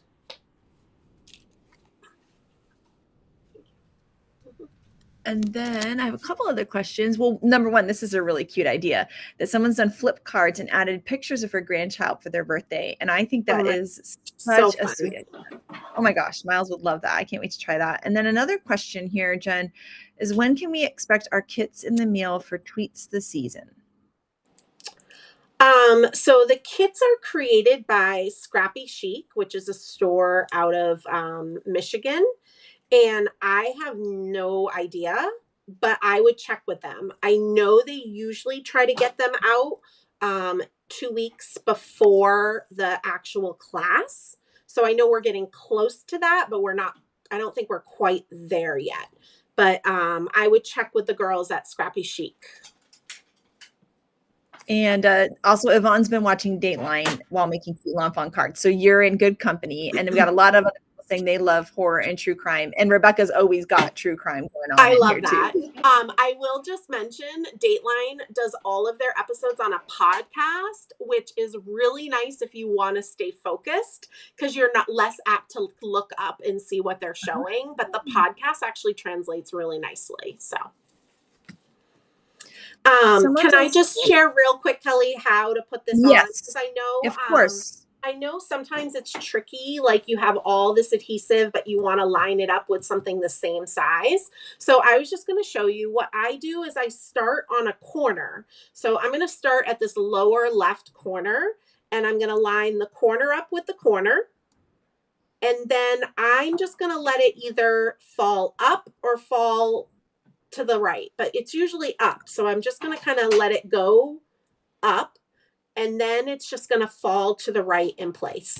Don't try to fight with it. And if anything is just slightly off, which is so possible, right? Because we hand cut all this paper, we used a paper trimmer, but it's still done by a human, right? Not a machine. So I just take my scissors and I'll just kind of go underneath and just trim anything that might be showing off where it's not supposed to. So that's that. And there's another question that I'm not quite sure how to answer. Says, Yep. Jen, what about the other card? I think it also uses Sprinkle with Joy. When is that available? I purchased and it's my first one. Sprinkled with Joy. What stamp set is that? That's the oven stamp set. Oh, the oven. Oh, so it sounds like you purchased like one of my previously released online classes. So if that's the case, you're just going to go to my website and log into your account. And then you choose my classes and events, and you'll see that Sprinkled with Joy class listed. You'll click that and it brings you right to the resource page. So you'll find the downloadable handout for the class prep, the actual class, and the links to the videos. Awesome. That was actually my very first online class. That's why I was like, wait, what? Why does that sound familiar? But I don't know what that is. And someone's also asking if all of the old ones are transferred as well. Yes. Thanks to Josie and Brianne. You can see Josie cheering in the background. Josie actually worked for me this summer instead of like doing her usual summer job because she is a teacher. And that was one of her big tasks. And Brianne also helped as well. They downloaded all of the videos from Facebook and uploaded them to YouTube.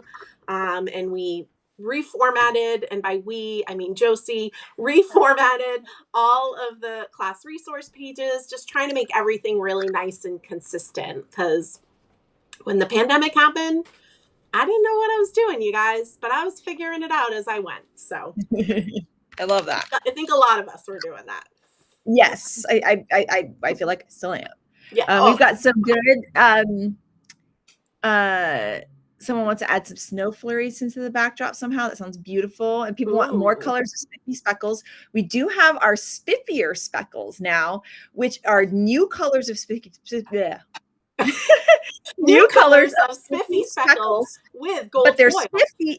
I know, with their spiffier because they have gold foil, and you can check out the intro video to Spiffy Speckles to see all the colors. And Shari, maybe you can link that below because the spiffier speckles fills in kind of the missing colors of the original Spiffy Speckles, but it also has gold foil on it. But if you see the video, you can see them all lined up and how they work together. And it's really beautiful. So I think you're going to love it. So definitely check that out for sure. I see in the comments that quite a few people have been getting shipping notices from Scrappy Chic. So I'm sure if you haven't yet, you will soon. So now I'm going to show you my trick to line up these letters so that they are nice and straight. You can do this with any grid mat. I'm going to use my Make Art Station. It's a magnetic board, but you don't need the magnet part for this. You just want something with a grid. You also could use a ruler and kind of, put your ruler down and put your letters against that as well.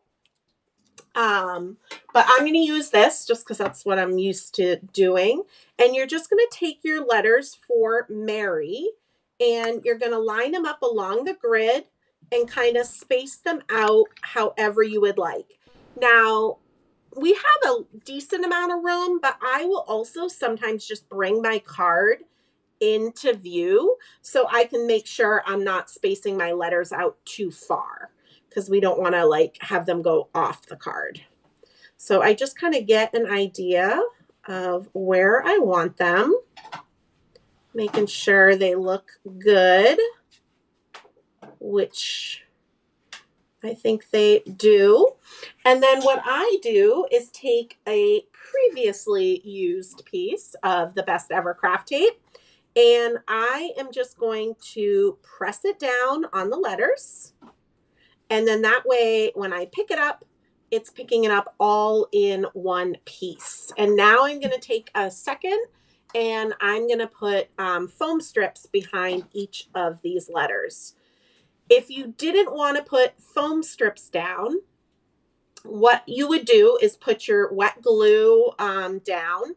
And then when you go to place this down on your card, I would just leave it. Like, don't peel the Best Ever Craft tape off for a while. Let that wet glue set. But I'm going to use foam strips because foam strips are life. Right, Mr. Harley? Foam We have a strips are couple life. of fun comments. One of them, somebody wants a hot foil spider web for next year, and now I really want a hot foil yes, spider web. please. How cool does that sound? Oh my goodness, Shari, can you write that down? We need to make sure that happens. That sounds so fun. And then also Sunny is letting us know the Christmas Card movie by Hallmark is an all-time favorite. And now I need to see it because it's a Hallmark Christmas movie, but it also has a card theme to it. That sounds amazing. What is it called? The Christmas Card movie. Oh, the Christmas the Card Christmas movie. Oh, right? I might even check that one out. I know, right? And then someone says, I can remember when releases were seasonal, I'd impatiently wait. I know they're mostly seasonal. This year's been a little more chaotic, but we usually do seasonal, which I think is fun. I always like the anticipation of waiting for a fun release. Oh, and someone's saying they use their Misty to line up their layers onto a card front. That's a really great idea too. Perfect. Oh, how sweet is this? So somebody makes family recipe books for the grandchildren that are grown, and she likes to add stamping to the book. And the Sprinkle of Joy would be so cute. We have a lot of like food themed stamp sets. You can even search food on our site and find some cute things to stamp in there. I think that's such a sweet idea. And then someone's asking if Spiffy or Speckles is permanent. I'm not quite sure yet. It kind of depends on how it does, but I will tell you that we have reordered the Yeti paper already. I think actually we've reordered it twice already. That's the white with the gold foil on it. So that's definitely been reordered. And then someone has a question if there will be new papers. 1 second about that, Kelly. What's cool about the Yeti one with the gold foil is you can ink blend that. So it can be any color that you want, and your ink blending is going to repel that foiling. So especially if you haven't gotten into hot foiling yet, that's kind of your way to be able to add that type of look to your card. Go ahead. Yes. And then the other question, these were all paper themed, is if they'll be getting new papers anytime soon. And there will be new papers in our spring release in February. We just got the proofs in. And if you love rainbow colored things, you're going to love it. It is so gorgeous. It's like one of my favorites ever. You guys are going to love it. We also have a question on if this is recorded, and it is being recorded, and we will, once it takes a little bit of time to like render. Once it is, we will then put the link on Lawn Fawn's Create With Us page, and we have that link linked at the top. So any of our previous ones are there too. So you could always watch those as well. And then Shari mentioned that they filmed a Hallmark Christmas movie close to her that's supposed to come out this year. And fun Lawn Fawn fact is that Lawn Fawn was in I believe it was a Lifetime Christmas movie. They filmed an amazing store called Clipper Street in British Columbia, and you can see the Lawn Fawn section behind Jodie Sweetin for like a second, and it's very exciting. So I'm trying to remember what the name of that one is. I know, I don't remember either. Oh my goodness, I'll have to look it up and I'll remember for next time. But I bet if you went to or asked the folks at Clipper Street, they would definitely know. Or I'll have to look it up soon. But it's really it was actually a really cute movie too, and it was really fun to see a whole craft store in a Christmas movie like that. So cool. All right. So one more paper question. I'm sorry, Jen. Yep. No, you're fine. The bouquet paper, they're asking if it would come in more colors. That paper is actually a very vintage old paper. It did come in a bunch of other colors. We brought back the most popular color because it's just so cute for holiday cards. And we're going to be doing that going forward, is bringing back old favorites of certain 12 by 12 papers. So if you have any favorites, make sure to write in to info@lawnfawn.com to let us know, because anytime we need to reorder some paper, we might throw in an old favorite there. And that's why that bouquet paper came back, because it is just such a great holiday paper. I mean, there was this one time that there was this 12 by 12 paper called Jen, and there was another 12 by 12 paper called Shari. I don't know. I'm just saying. I mean, yeah, I will say that you and Shari requested a certain paper that I just did order like 2 days ago. Oh my gosh, what was it? Oh, Shari said she doesn't remember. It's rainbowy and platy.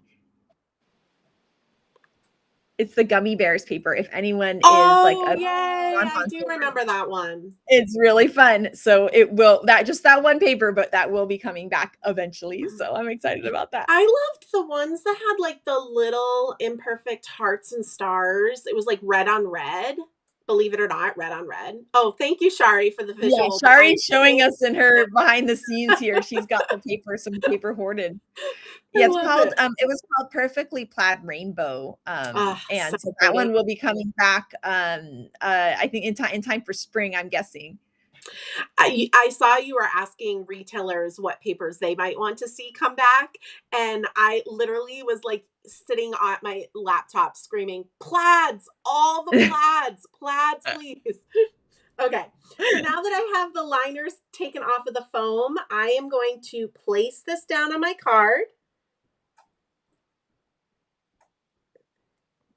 And then because I did it with foam, I can just gently right away peel the tape back. And they're evenly spaced. They look nice and straight, which is a rarity for me because I am not a type A crafter. So I'm really proud of myself every time I do this. I know. I glued one down and then the other side down, and I'm trying to be a little less type A. I know. I'm trying to be for my own mental health. So this is a good time to get practice. I know. I'm really proud of you. All right. Well, now I'm just going to go to town with this with scissors and not a paper trimmer. So I had you guys stamp Hope Your Holidays Are on a little piece of Spiffy Speckles strawberry frosting, right? Yeah, the pink one. Yeah, the pink one. Yeah. Yeah.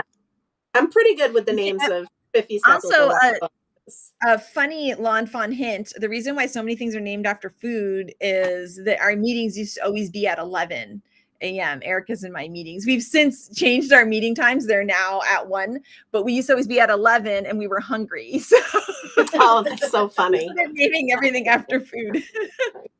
You'll see. And then this is perfect to put a foam strip behind.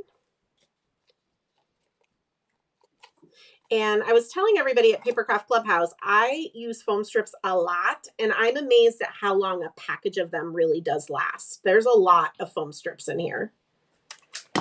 I've noticed that too. Although one time Miles covered himself in them, so well, yeah, that's a whole. I'm out of foam. That's a whole other thing.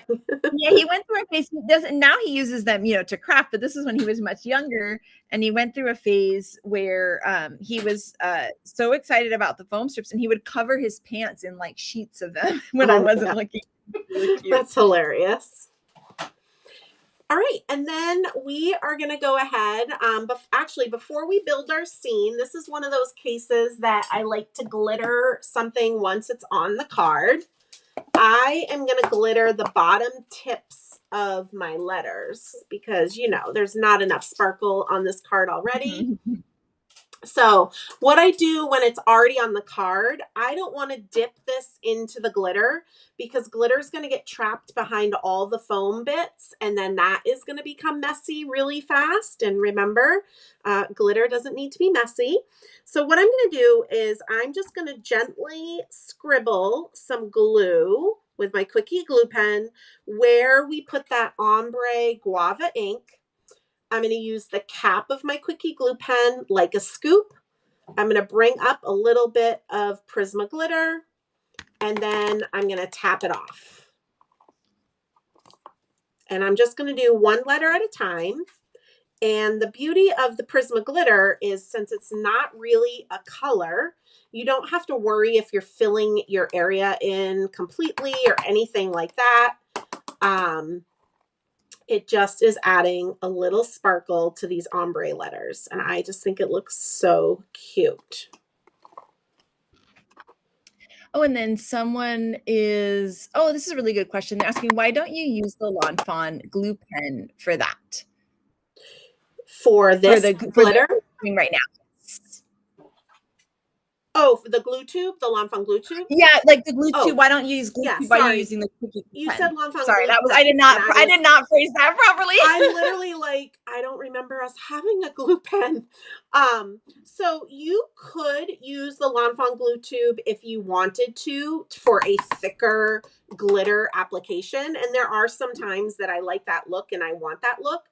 But if I use the glue tube right now, it would take a good half hour for that to dry. And the Quickie glue pen, once this glitter is on it, it's dry and I don't have to worry about smearing it. So that's why I'm using a glue pen.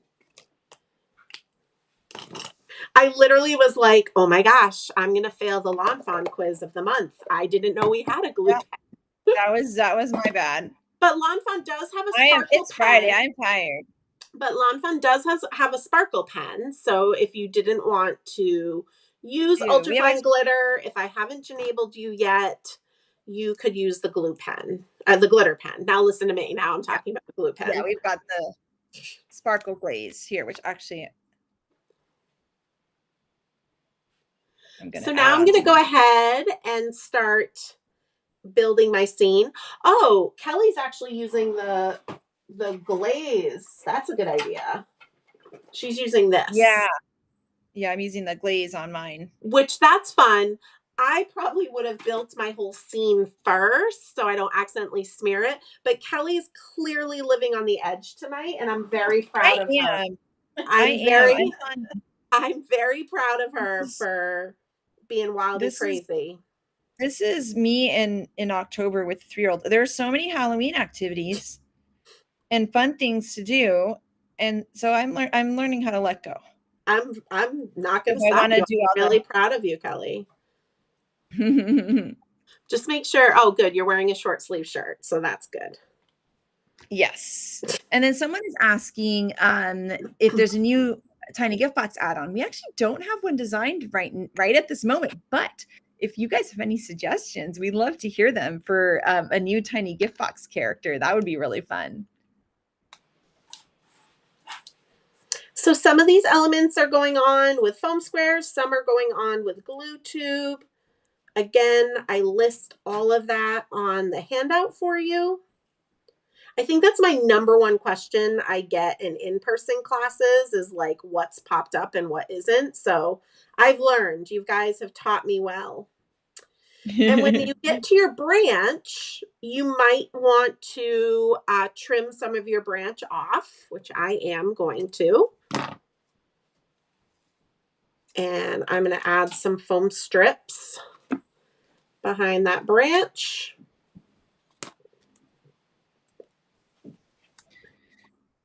I've gone crazy. I'm adding sparkle glaze to everything. Oh my God. I love it. You're like pulling a Miles over there. I am. Actually, maybe that's what it is. I've been inspired by Miles's beautiful crafting. I was going to say that's exactly what it is. I have a whole wall of all his beautiful things. Auntie Jenny's still waiting for her card. I know he makes you a card like 4 times a week, but you don't get to have it. There is one that one time I was going to send it to you, but he made something and then he covered it in his tape. And then it was it was like taped to the inside of the envelope. But one day we're going to actually send something off to you, but he does make you a card all the time.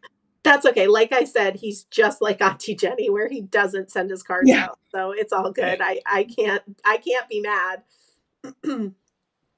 It looks like I had to stencil paste could work, and it totally could. That's a great idea. You can even use like a little paintbrush or something to kind of help you add it on there. And it's really such a pretty sparkle. That's a fantastic idea. It's a very good idea. But again, I would just suggest as the teacher in me, and I want you to be successful, build your scene first and then put all those pasty things on that are going to take a good half hour to dry. Just saying, because I wouldn't want you to ruin your project.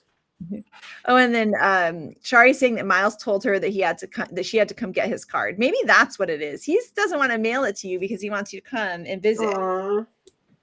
I know my visit was too short. I know, and it was a chaotic. Yeah. All right. So what I was going to say, oh, go ahead. Oh no, keep going, keep going. I was just going to quickly say I had 2 snows in my picture, but I didn't use 2 snows. So Merry Christmas. You guys have an extra snow to use on another project. Actually, those little snow things, it's so funny because it's just this like little small thing, but when you add that to the branch, it's kind of what makes the whole it's what It makes really it feel does. holiday-ish. Yep. Especially with all the different winter bird cards out there. And when you add those little bits of the snow, it just makes it feel so special. And it's a fun place to add glitter or like the little bit of the turquoise marker or other fun little techniques like that. That is just Yep. it's just so pretty. And then someone's asking if we'd ever consider doing little reptiles. We've actually had that on our list a long time and we haven't done it yet, but we do have little lizards and things like tucked into different sets, but we should need to do a reptile whole stamp set. That'd be fun. All right. And there's our second card. So cute. I love this one. So fun. Oh, you had yours all decorated already? You were ahead of me? I was ahead of the game here. How did that happen? I don't know. Oh, because I didn't foam my letters. That's why I didn't foam my letters, because I wanted to make sure I could keep up with the chat. Gotcha. But then I actually got ahead. That's amazing. That's amazing. Yay. So fun. How'd Josie do back here? So I can't find this die set right now because it was being used to make kits for my in-person classes, which, by the way, I'll be at Firefly Farm next weekend teaching lots of fun classes in Minnesota. So my friend Heidi was kitting for me, and she did give them back, and I did have them in my hand in a Ziploc bag with other backgrounds, and now I can't find them. But anyways, so Josie's behind me being very creative and having to come up with a whole nother card design, and I absolutely love it. It's so cute. Well, I'll post it on we'll post it on Instagram stories so we can share. It's still in pieces. It's coming together. But I see the potential. Awesome. And I'm writing down people's fun tiny gift box ideas. Ooh, a berry box for the tiny gift box. That'd be all the different fruits. That'd be really cute. Oh my gosh. I know I keep doing spring hints, which is really far away, but if you love fruits, we might have veggies to go along with them. Ooh, gotta have our fruits and veggies. I know, right? It's a well-balanced meal when you die cut a lot of fun things. Oh my gosh, so awesome. Well, I took off my glasses, but I'm like, wow, everything is blurry. So just a few reminders, you guys. The replay of this will be available, of course. If this is your first time hanging out with us for Create With Us, you'll be able to find all the replays over on the Create With Us page, which is a pinned comment here in the chat. It's also linked in the description of the video. Give our video a thumbs up. We would appreciate that. If you're interested in checking out my online classes, you can go over to my website, which is shirkus.com. That is also linked in the description of this video.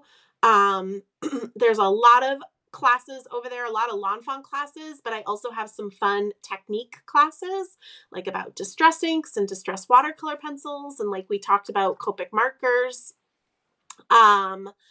Let's see, what else? Oh, and then please post what you created tonight. Again, no matter what it was. It honestly doesn't even have to be Lawn Fawn brand. If you were just taking the time for yourself to create something, definitely share it with us. We just want to see you guys having fun and creating and enjoying a little bit of me time. It's always important. I think that, I don't know, anything else that we have to remember? Oh, sorry. I was writing down people's ideas. Mm, So someone was asking if it's going to be recorded. yep. Yes. Then there will be the link eventually posted on the Create With Us page, but go to the Create With Us page because you can see all the previous ones as well. And there was a new intro video that was just uploaded tonight. So you'll be Woohoo. able to see that on YouTube too, which is awesome. And I'm Yes. loving all of your guys's super cute ideas that are just adorable. So much fun. And I've got to write down more. So if you didn't get enough of us tonight, when this live ends, you can just pop right on over and watch the intro video. I know. Another thing too is if you go to the live section on Lawn Fawn's YouTube channel, all of these Create With Us videos are there as well. So it might not be linked on the Create With Us page right away, but it'll be right over there in that live section. Yes. And I want to send some love to Brandy and wishing you luck and thinking of you. And so glad we could add a little sunshine into your day today. You guys definitely added some sunshine into mine as well. And we're just so grateful that you've been hanging out with us here at Create With Us. And also that you can hang out with Jen in her classes. And there's so many amazing ones to choose from. And also all the intro videos coming up. And of course, checking your inboxes on November 2nd, because we have a fun little surprise for you guys then. So make sure to do that as well. Yay. Yeah, and if you just popped in late into the video, it started at 8 p.m. Eastern time, so don't worry. You'll be able to go right back and watch the beginning and see what we created and what we chit-chatted about. Lots of fun, lots of fun.